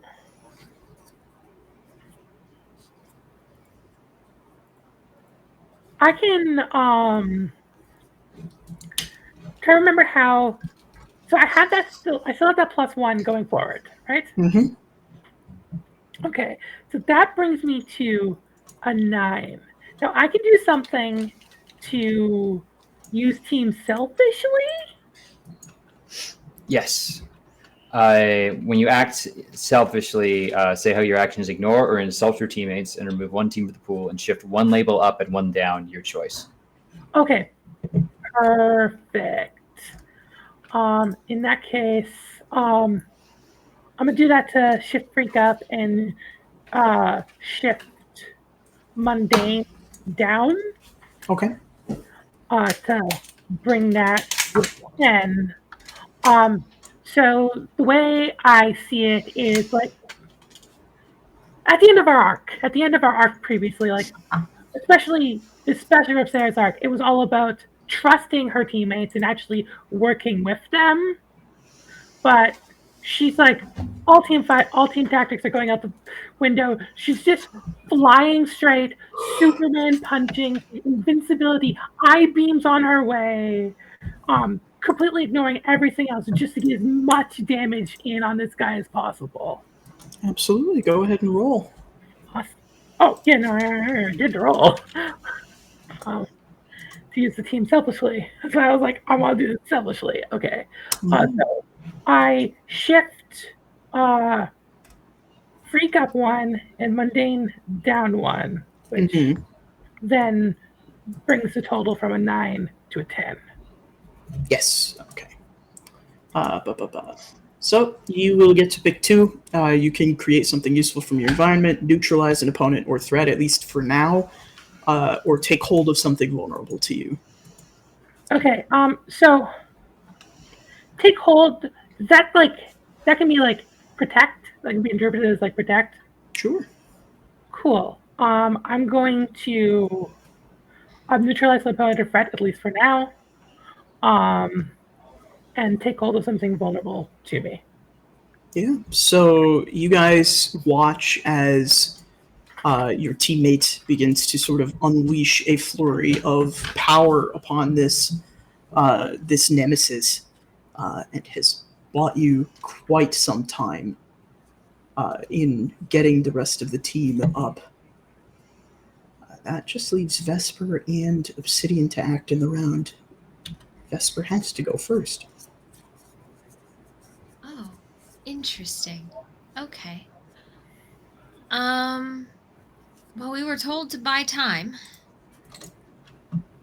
I can do that. I think. I'm going to spend a burn. And I would like to use. It says moat, although I imagine flavor-wise it would look a little bit different for somebody with Vesper's powers doing this. Because Vesper is of the telekinetic mindfucky variety. But a moat will spend a burn, create a barrier that will hold back threats as long as you keep your attention on it. You may choose to cost me additional burn if that barrier is later threatened, etc., etc. But I think this is Vesper trying to pull whatever sort of mind is in Nemesis and hold, because Nemesis is very, very ambiguous on all fronts. So trying to latch onto the mind, trying to latch onto the psychic powers and hold it via, I don't know, telekinesis, whatever. Just keep them still. Yeah. Keep them from acting, essentially. I absolutely understand. Yeah. So Not quite a moat vibes. are you wielding your powers, or are you just unleashing them at this moment, do you think? I believe you have wield.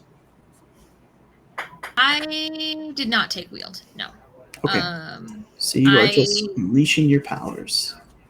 Burn has its own role. Oh, does it? That's my bad. Yeah. It's a weird one. Sure. Yeah, no, you grab hold of it. Yeah. This mind is all too familiar at this point. Now, Obsidian, if you would like to assess the situation, you are more than welcome to.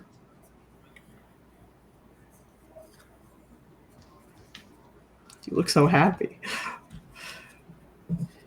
Kian, you are still muted. I said, what if Kian thinks they already know?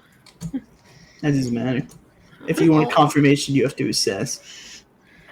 Oh. Can I assess for... okay, whatever. I'm just gonna fucking do it.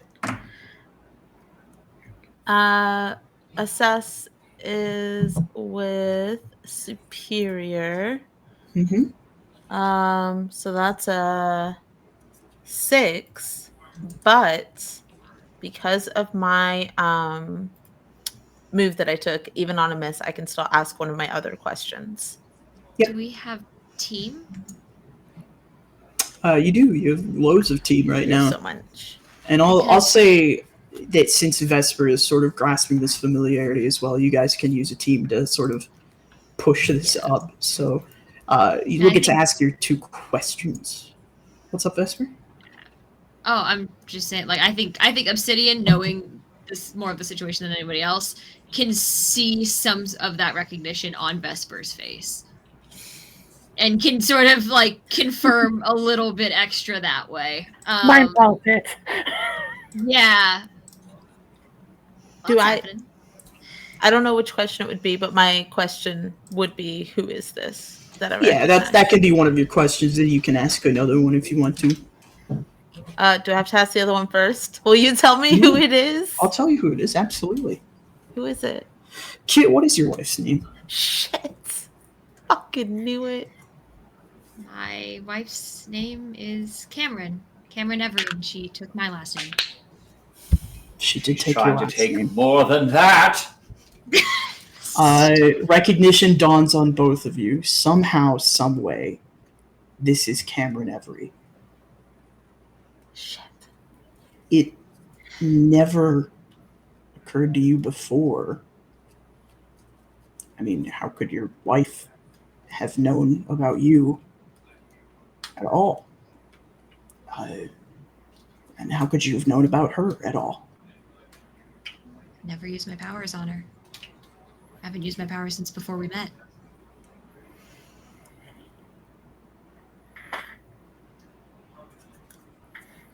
So, Vesper, real quick, we're just going to pause time for a moment. Harken back for me to a memory that, in hindsight, gives you this truth.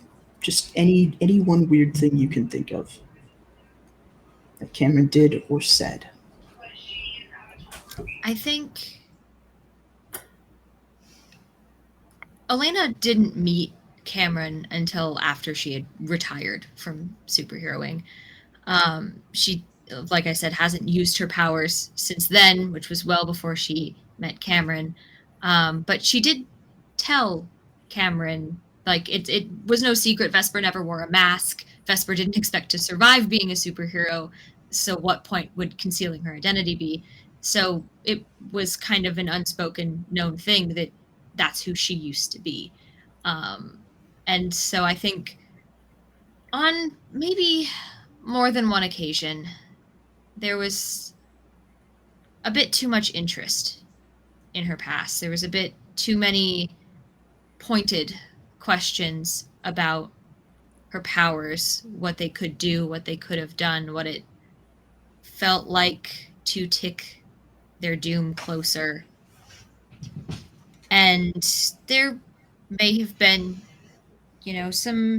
some I went to use the computer after Cameron did, and there was some looking up old newspaper articles, and things of that sort, videos of old fights. I figured she would just trying to understand or connect, but it was odd that she didn't admit to those things. You'd think those would be also things that she would ask about if she was asking so intently about, wielding my power.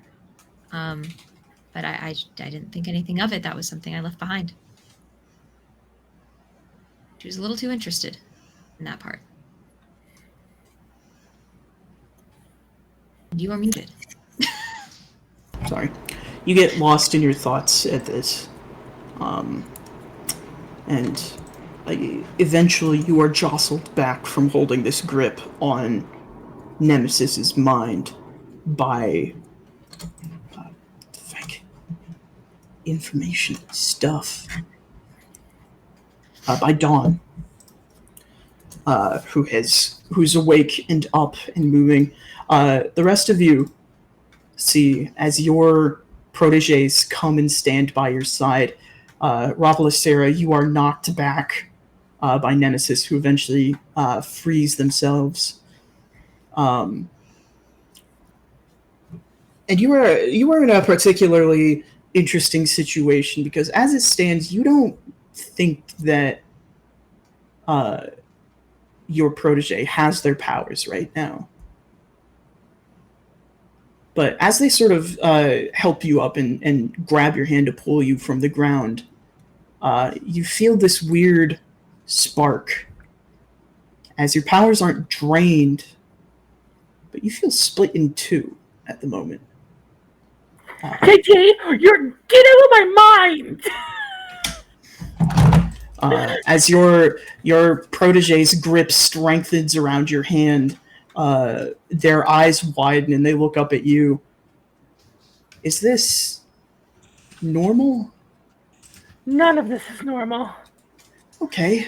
I'm not going to look a gift horse in the mouth. They sort of crack their neck. What do you think? We could take him? Took him before, I'll take him again. Lance comes to you, Obsidian, pats your back, puts the armor around you, and you see two pink gauntlets form around his hands. I will do a little fist bump. Mm-hmm. and then I'm gonna point to Lance and say, I don't want to hear shit about it. And I'm gonna go over to Auroras, and because Lance has heard me bitch about this for fucking years. So I'm gonna go over to Auroras and I'm gonna grab her hand and just say, I don't know what's going on with them, pointing over to Vesper and putting over to Vesper and Ropacera. And say, I don't know what's going on with them, but we might still have a chance. And I'm gonna give her a smooch on the cheek, and I'm gonna glance at Vesper and try to make eye contact and nod. Not in a flirty way, just because I know it's your wife standing over there who's trying to kill us. I got a lot of things I want to cover before I die. Can't believe I'm betrayed. So you're single. The shade slides in. Honestly. No. I'm just like, oh, fuck. And then I'll go back over to Lance.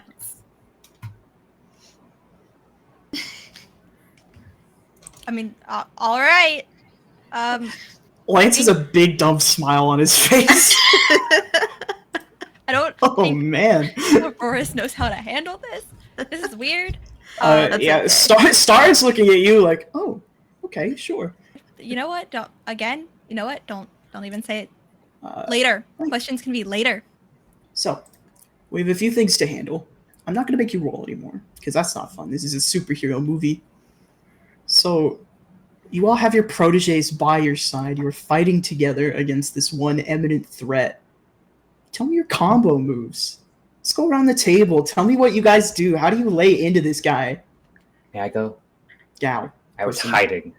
Yes, Shade appears up in the rafters with you. I did not appear immediately. Rather, the haunting laugh of the shade fills the room. In what his protege would know are strategically placed speakers. And she'll begin pulling herself up in to the balconies and rafters, and the two of them will begin peppering and firing down a variety of gadgets, gizmos, and such onto the foe, causing gel packs to burst and explode, pinning various limbs and four-dimensional structures as I call down, have it this, you Abbott abomination! It's a Flatline reference, if I can read the book. And is basically going to, as easily as possible, with both shades working to incapacitate and analyze. The shade will be providing a more accurate technical readout of the vulnerabilities, while the shade will be throwing a lot of, anti-4D creature sauce down at them, and basically throwing everything but the kitchen sink in regards to his tool belt. 4-dimensional mace. Yeah, four-dimensional mace. Shade and the Shade work in tandem. You guys don't have powers, but in this moment of this acting, you are acting so connected that for a brief moment, you feel that through the inexplicability of this place and of your situations, you guys are connected and are mentally one, as you both know what to do to take this guy and put them in a spot where they cannot be a threat to the rest of your friends as they begin their barrage of attacks. I'll take umbrage under the shade. I have an idea. By all means. So I'm gonna use city names because both of them have the same hero name, and I'm not doing that. Yeah, Rapalacera and Rapalacera, yeah. Let's hear I'm it. sorry, is it hard? Is it hard to have the same name as your protege? Apparently just drop the off of them. Anyway, Kid, you're muted, but so Ash is going to imagine fire their eye beam, and it misses, but Aisha takes it and channels it into her invulnerability and sprays it out into a multifaceted, almost like a fucking wizard's fucking magic missile. Absolutely. Yeah. Beautiful. Predecessor and successor working in tandem to use their powers to begin to lay into this foundation set by Shade and the Shade. The beams begin to damage Cameron or Nemesis or whatever you wish to call them, as a sort of almost glow begins to form within them. Who would like to go next?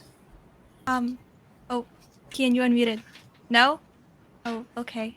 Is it okay if I go next, guys? Okay. So, Star Collision and Auroras are standing back to back, and both are kind of like glowing, right, in the same sort of fashion almost that you've seen Auroras do like a million times. And like one hand is clamped like with each other, like they're sharing power. And I'm gonna directly steal this because I fucking love this line. Is Star Collision is gonna go, "Hey, you remember that old movie, The Empire Strikes Back?" And Auroras goes, "I'm the one who made you watch those movies, first of all." And then Star will respond like, "No. Anyways, follow my lead." And like they're gonna pull apart, and between them it's just gonna be like an energy rope kind of situation, and they're gonna use that cosmic energy that they've been like Auroras you've seen is used to levitate, to just kind of like crisscross around Nemesis in a circle, not just the legs, but like everything with this energy rope. Absolutely. You guys begin to further detain and injure them. I think Vesper should go last for plot reasons. So, Obsidian and Dragonfly. Obsidian does not want to do harm, is having a really hard time with this because this is somebody that they have had coffee with and have talked to at the bakery, and they know very well because they check in on Vesper a lot. And so Obsidian is kind of just like doing very minimal damage, but is distracting enough for Lance to go in and go fisticuffs with Nemesis.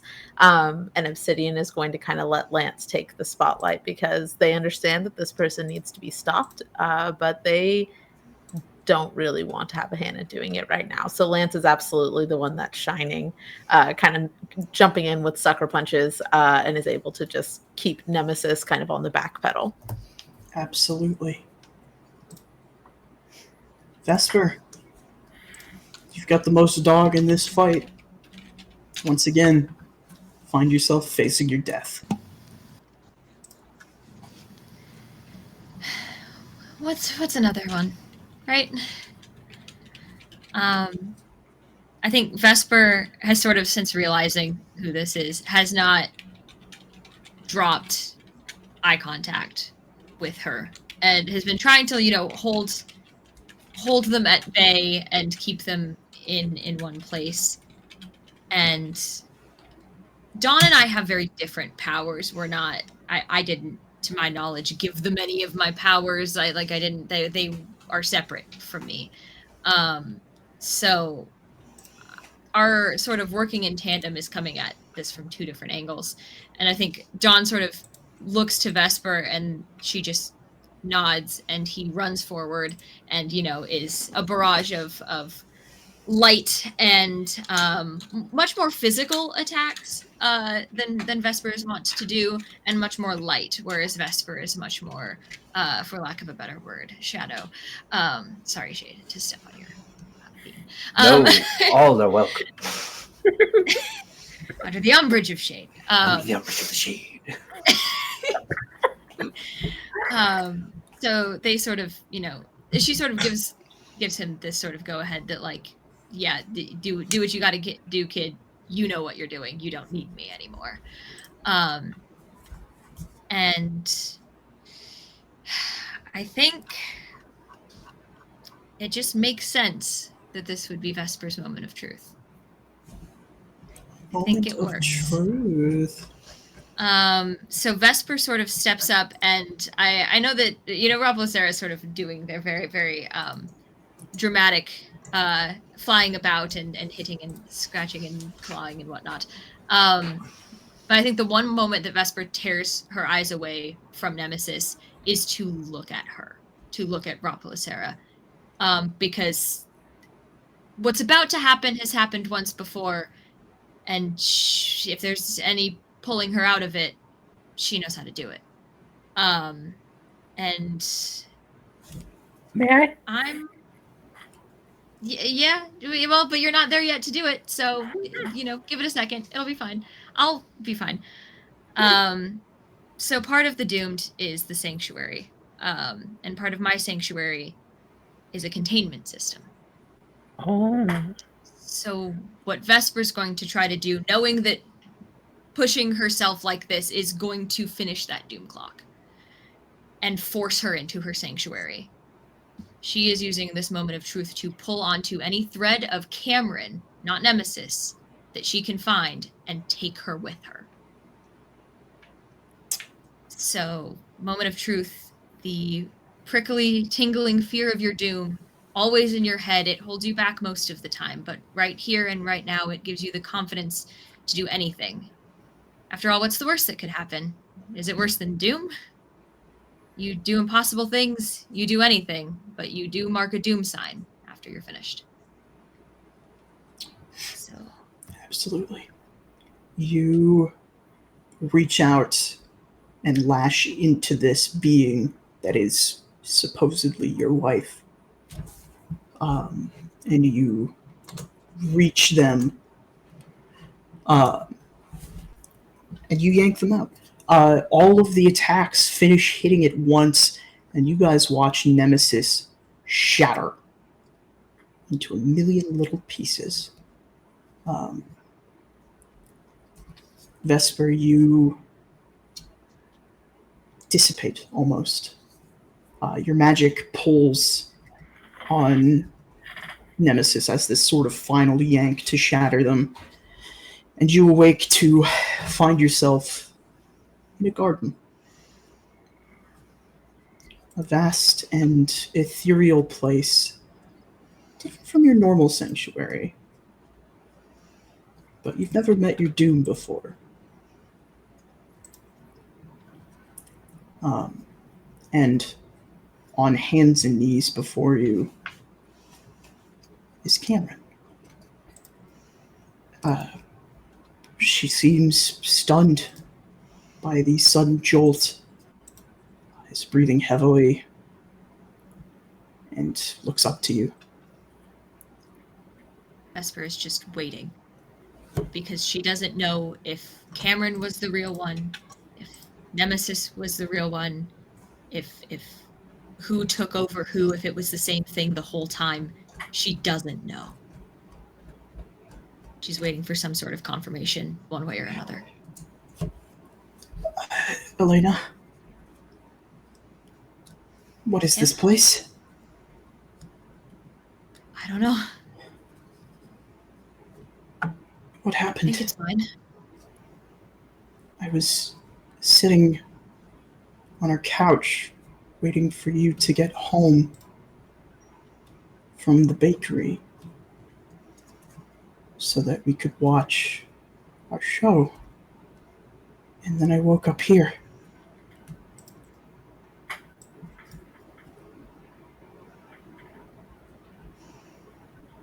I am so sorry that this came for you too. Sorry for And what? She's just, I think this sort of blast is also, they're both on the ground, and Elena's just hands and knees over to her and wraps her up in a hug, because that's Cam. She's pretty sure, and it doesn't really matter who it was. It was Cam. I think I fixed it, but I don't know if we can get back. What do you mean, fixed it and get back? Where? Home? Oh. Okay. If But this is where you are. And this is home. If we're not going back.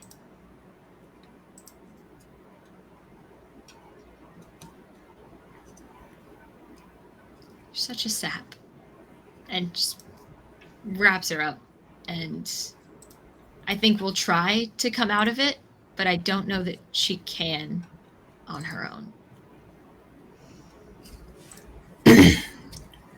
You attempt to move out of this. You've been in crisis before. You've seen the sanctuary before. Usually you can force your way out if you need to. But right now, it doesn't seem like you can get out.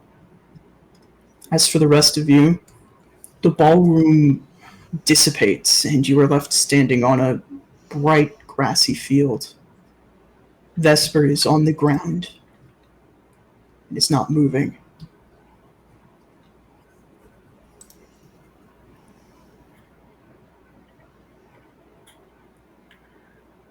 What's going on? We won. What? What's happening? What's wrong with Vesper? She's pushed herself too far. Likely regress to a place of safety.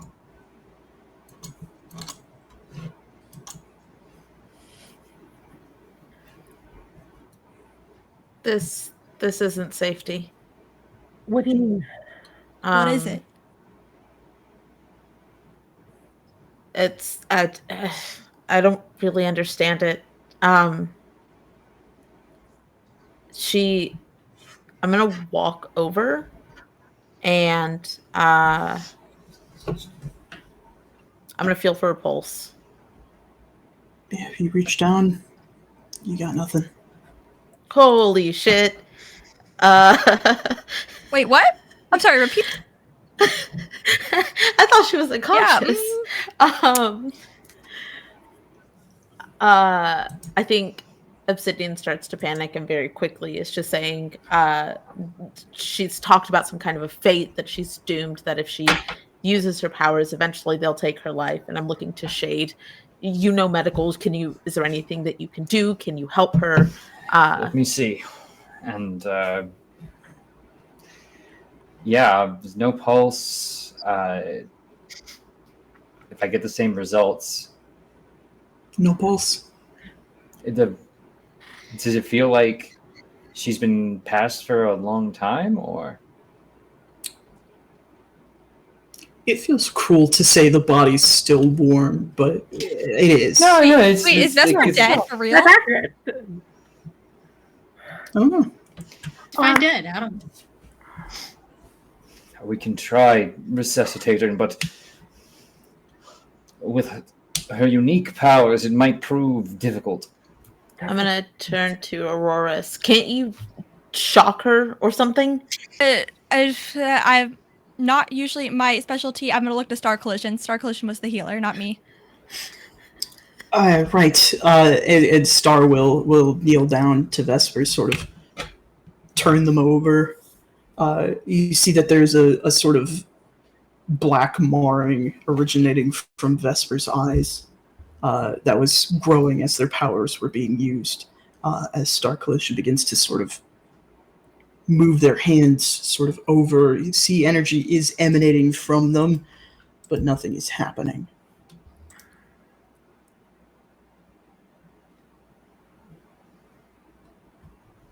Guys,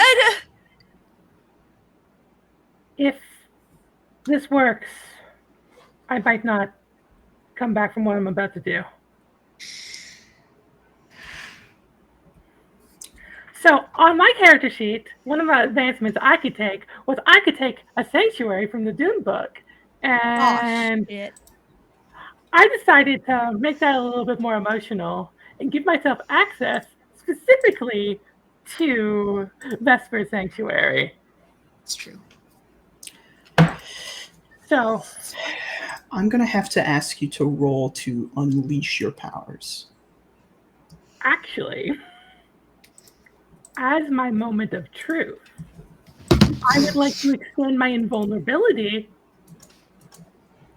to Vesper.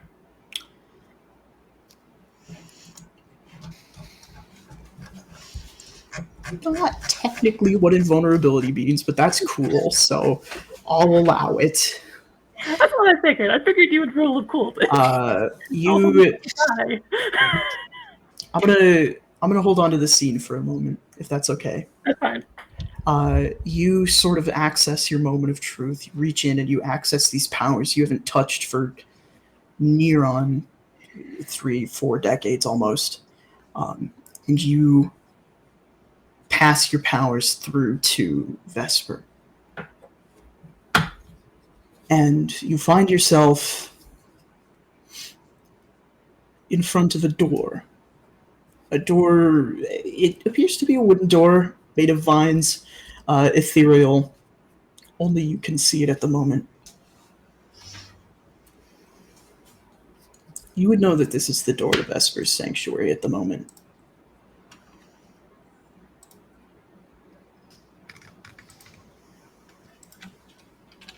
They're vines, you said? Yeah, there are vines on the door. The vines are new. Somewhere or into this void, or they just kind of like around? It manifests in front of you. If you open the door, you can see into this garden where you see Vesper and Cameron.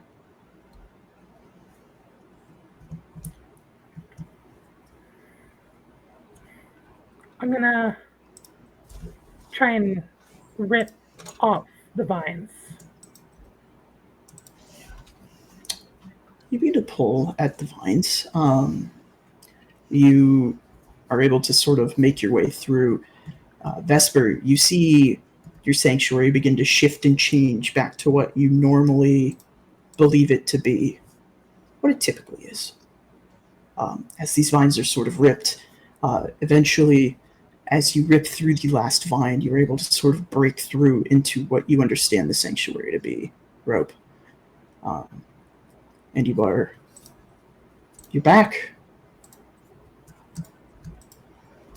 You're back in the sanctuary, not somewhere you ever probably expected to be again.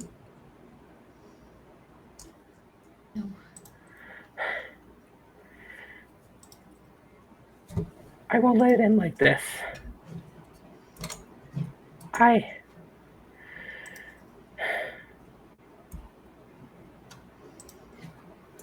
betrayed your trust for 30 years. I can hold this door open for long enough for you two to get out. I think Vesper looks back to make sure Cameron's there. Cameron still? is there.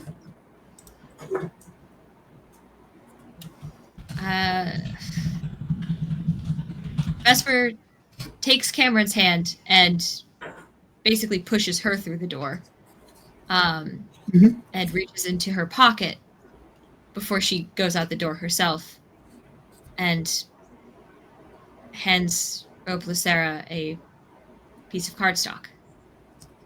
She says, "You didn't betray anything." I know. And she'll walk out the door.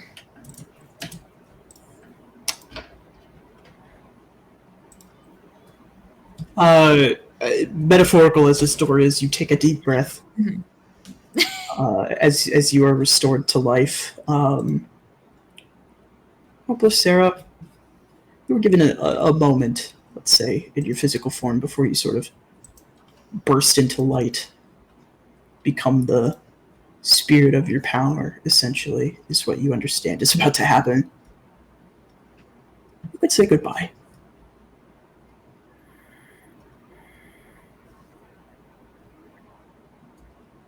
I just hope, even when I'm gone, when a butterfly flaps its wings, I can protect you. She sort of...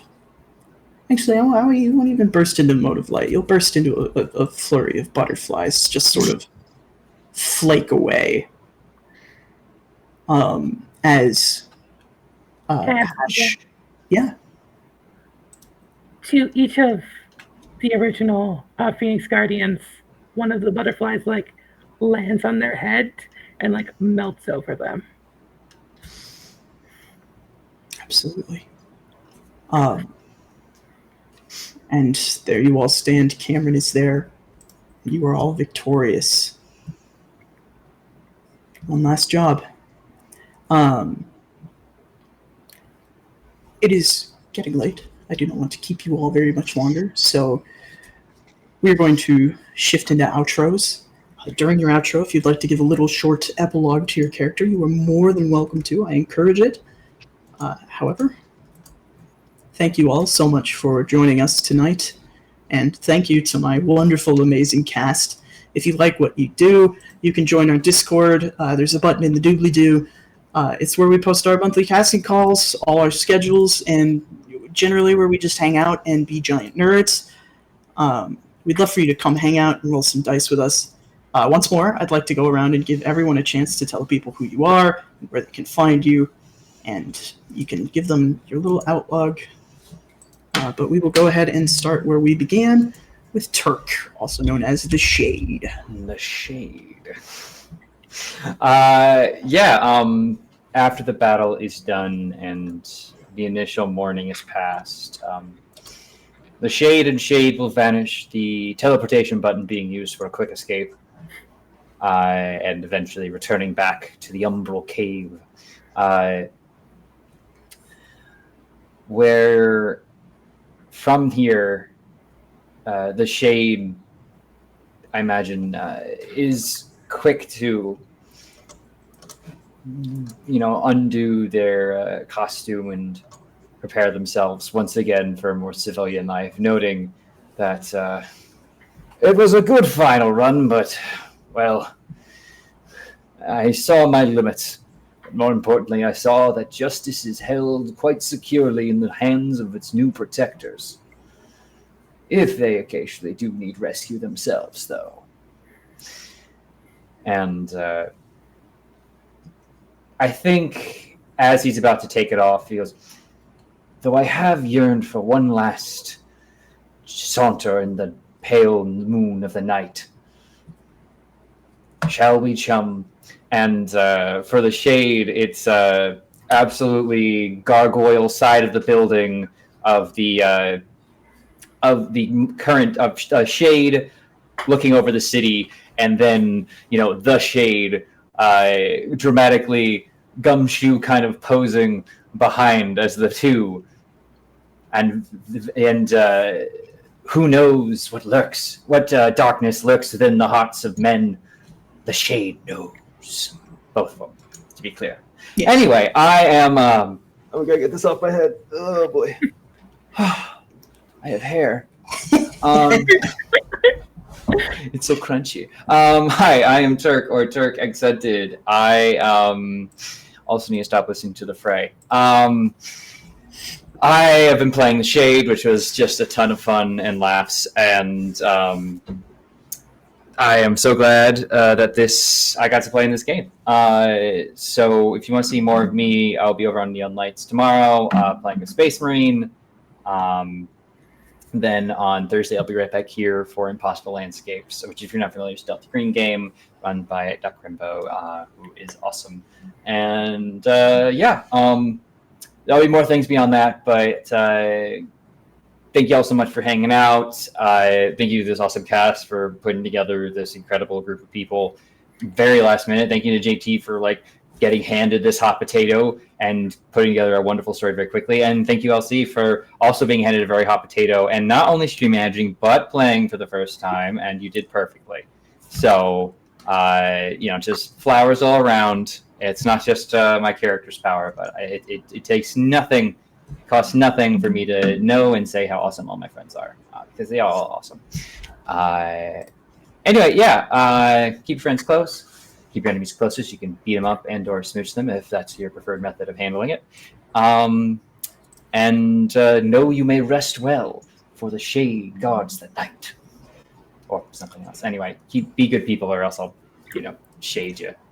That's going to take us over to Kit, a.k.a. Vesper.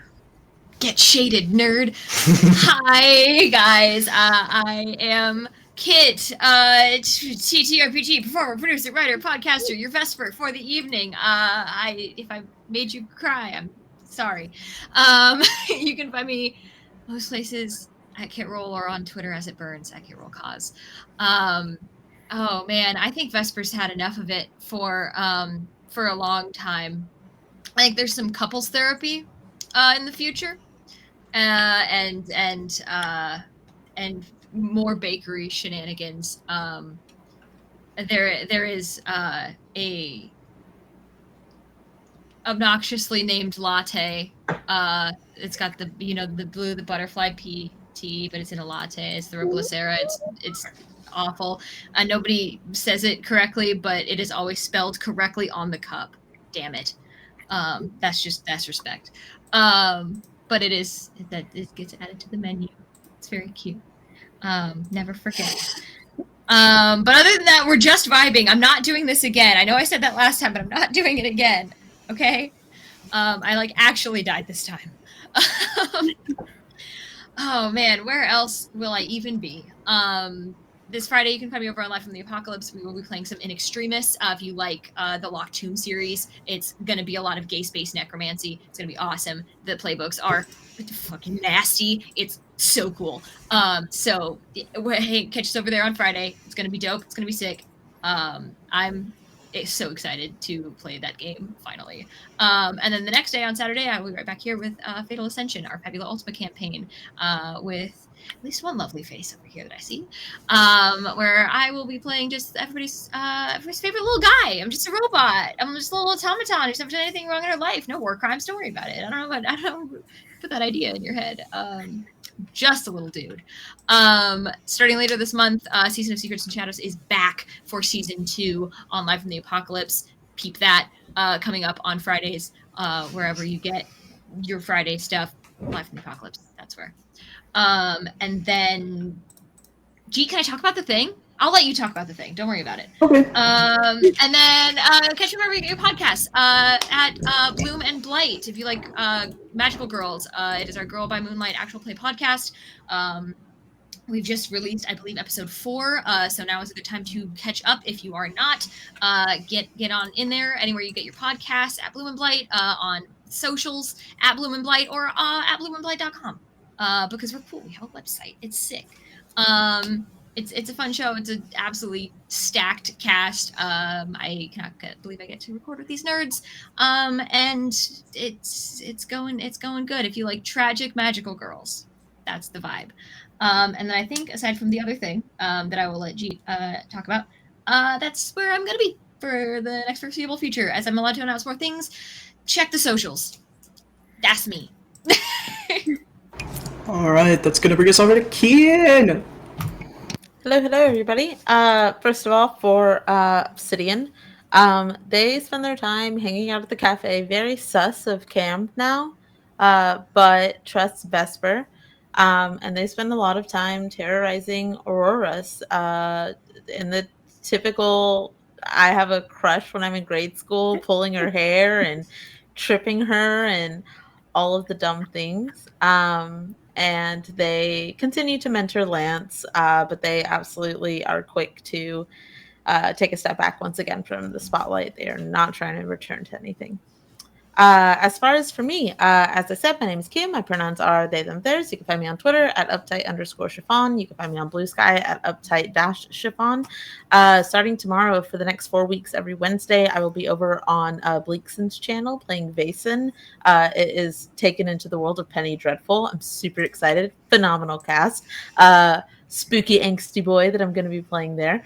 Every other Saturday, I am also in the Fabula Ultima campaign here on Lost Caravan. I am just trying to save my girlfriend and possibly acquire a boyfriend. Again, very casual.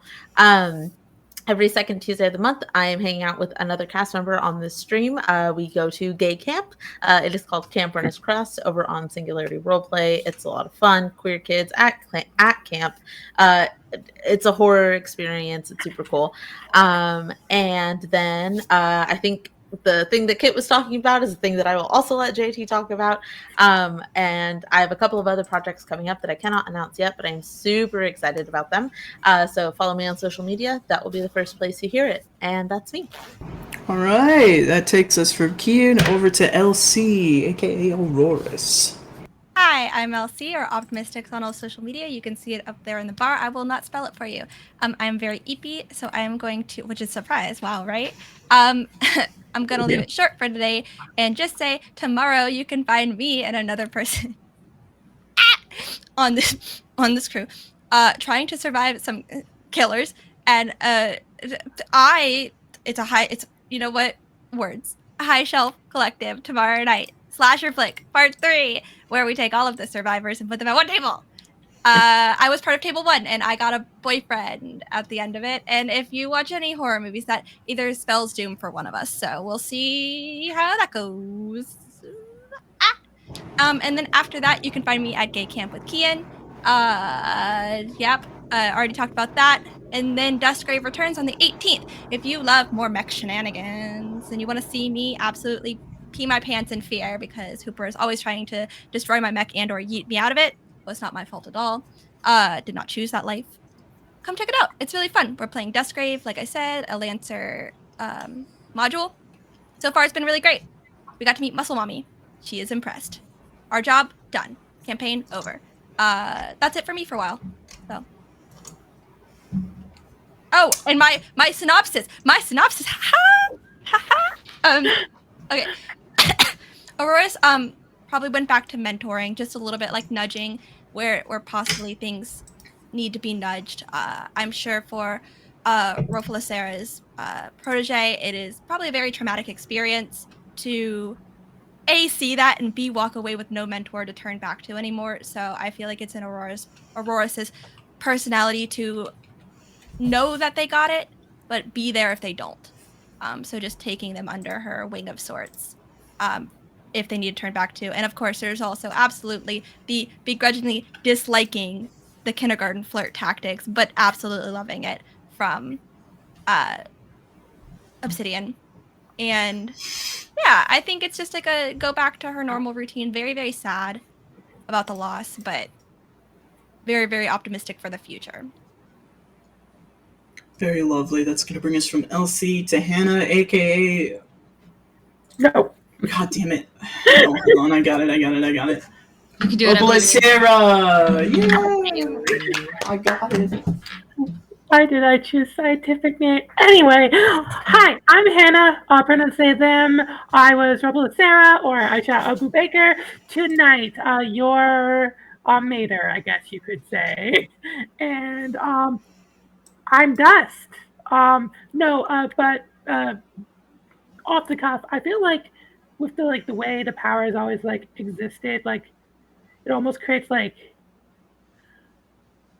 almost like an Avatar-y, you can kind of talk to your predecessors without actually being there, kind of thing. I was thinking Ghost Mentor. That's probably where I would have gone with it.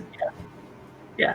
So in the bright flower fields surrounded by literal butterflies, there can be still a connection there between Ash and Aisha. In a Force Ghost kind of way. What am I in besides this? Wonderful session with this amazing crew and wonderful game master. Tomorrow I'm in another wonderful crew where I play magical girls. I play, wow, that's the same name. Different last name. Aisha Yamanoko, or Starseeker, a magical girl on Random Rhapsody, where we are learning what the risks of being superheroes are firsthand next session. So that's exciting. And then after Wednesday, on Sunday, I will be on Singularity, where I play a trans hacker girl who hates 98% of 3D people and is also a Rift of Loki, causing lots of chaos. Very cool. And that leaves just me, your humble lore keeper. I was JT tonight. You can find me on Twitter at Weebjeet. You can find me on Blue Sky at Weebjeet. You can find me on Discord as Jeet in the Lost Caravan Discord, as previously mentioned. I don't have an epilogue because, superhero worlds are never done, truly. But as for what I will be in the upcoming, Starting on Saturday, I will be on RPGs Uncovered with a wonderful, lovely cast playing The Treacherous Turn, an AI game where we all play components of an AI who is just trying to help people out. Of course, tomorrow night you can find me. I would say my goals are probably a little bit different than LC's. Playing Slasher Flick on High Shelf Collective, where I will be playing not the antagonist, but an antagonist, as I was one of the survivors, thanks to my ruthless cunning. And then, starting on the 14th, I will also be over on Bleak Seasons. I think Guild Superior is the channel they stream on. We will be playing a Lord of the Rings game that I will be playing with a few friends.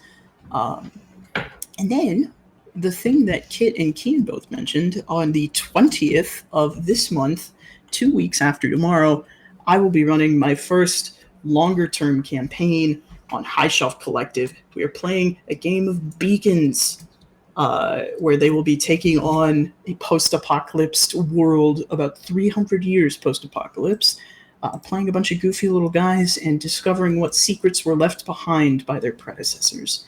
It is called The Beacons of Farlight, and you are welcome to come watch if that tickles your fancy over on High Shelf Collective.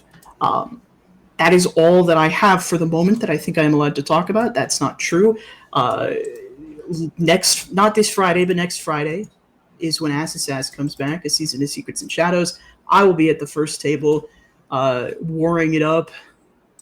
And on the 24th, Sunday, starting bi-weekly, we will be back with a second season of Nova, which Keen is also in. And we are bringing our sad boys. Turk is also in. Yes, No, sorry. no. I forgot you were here. I'm sorry. I hid.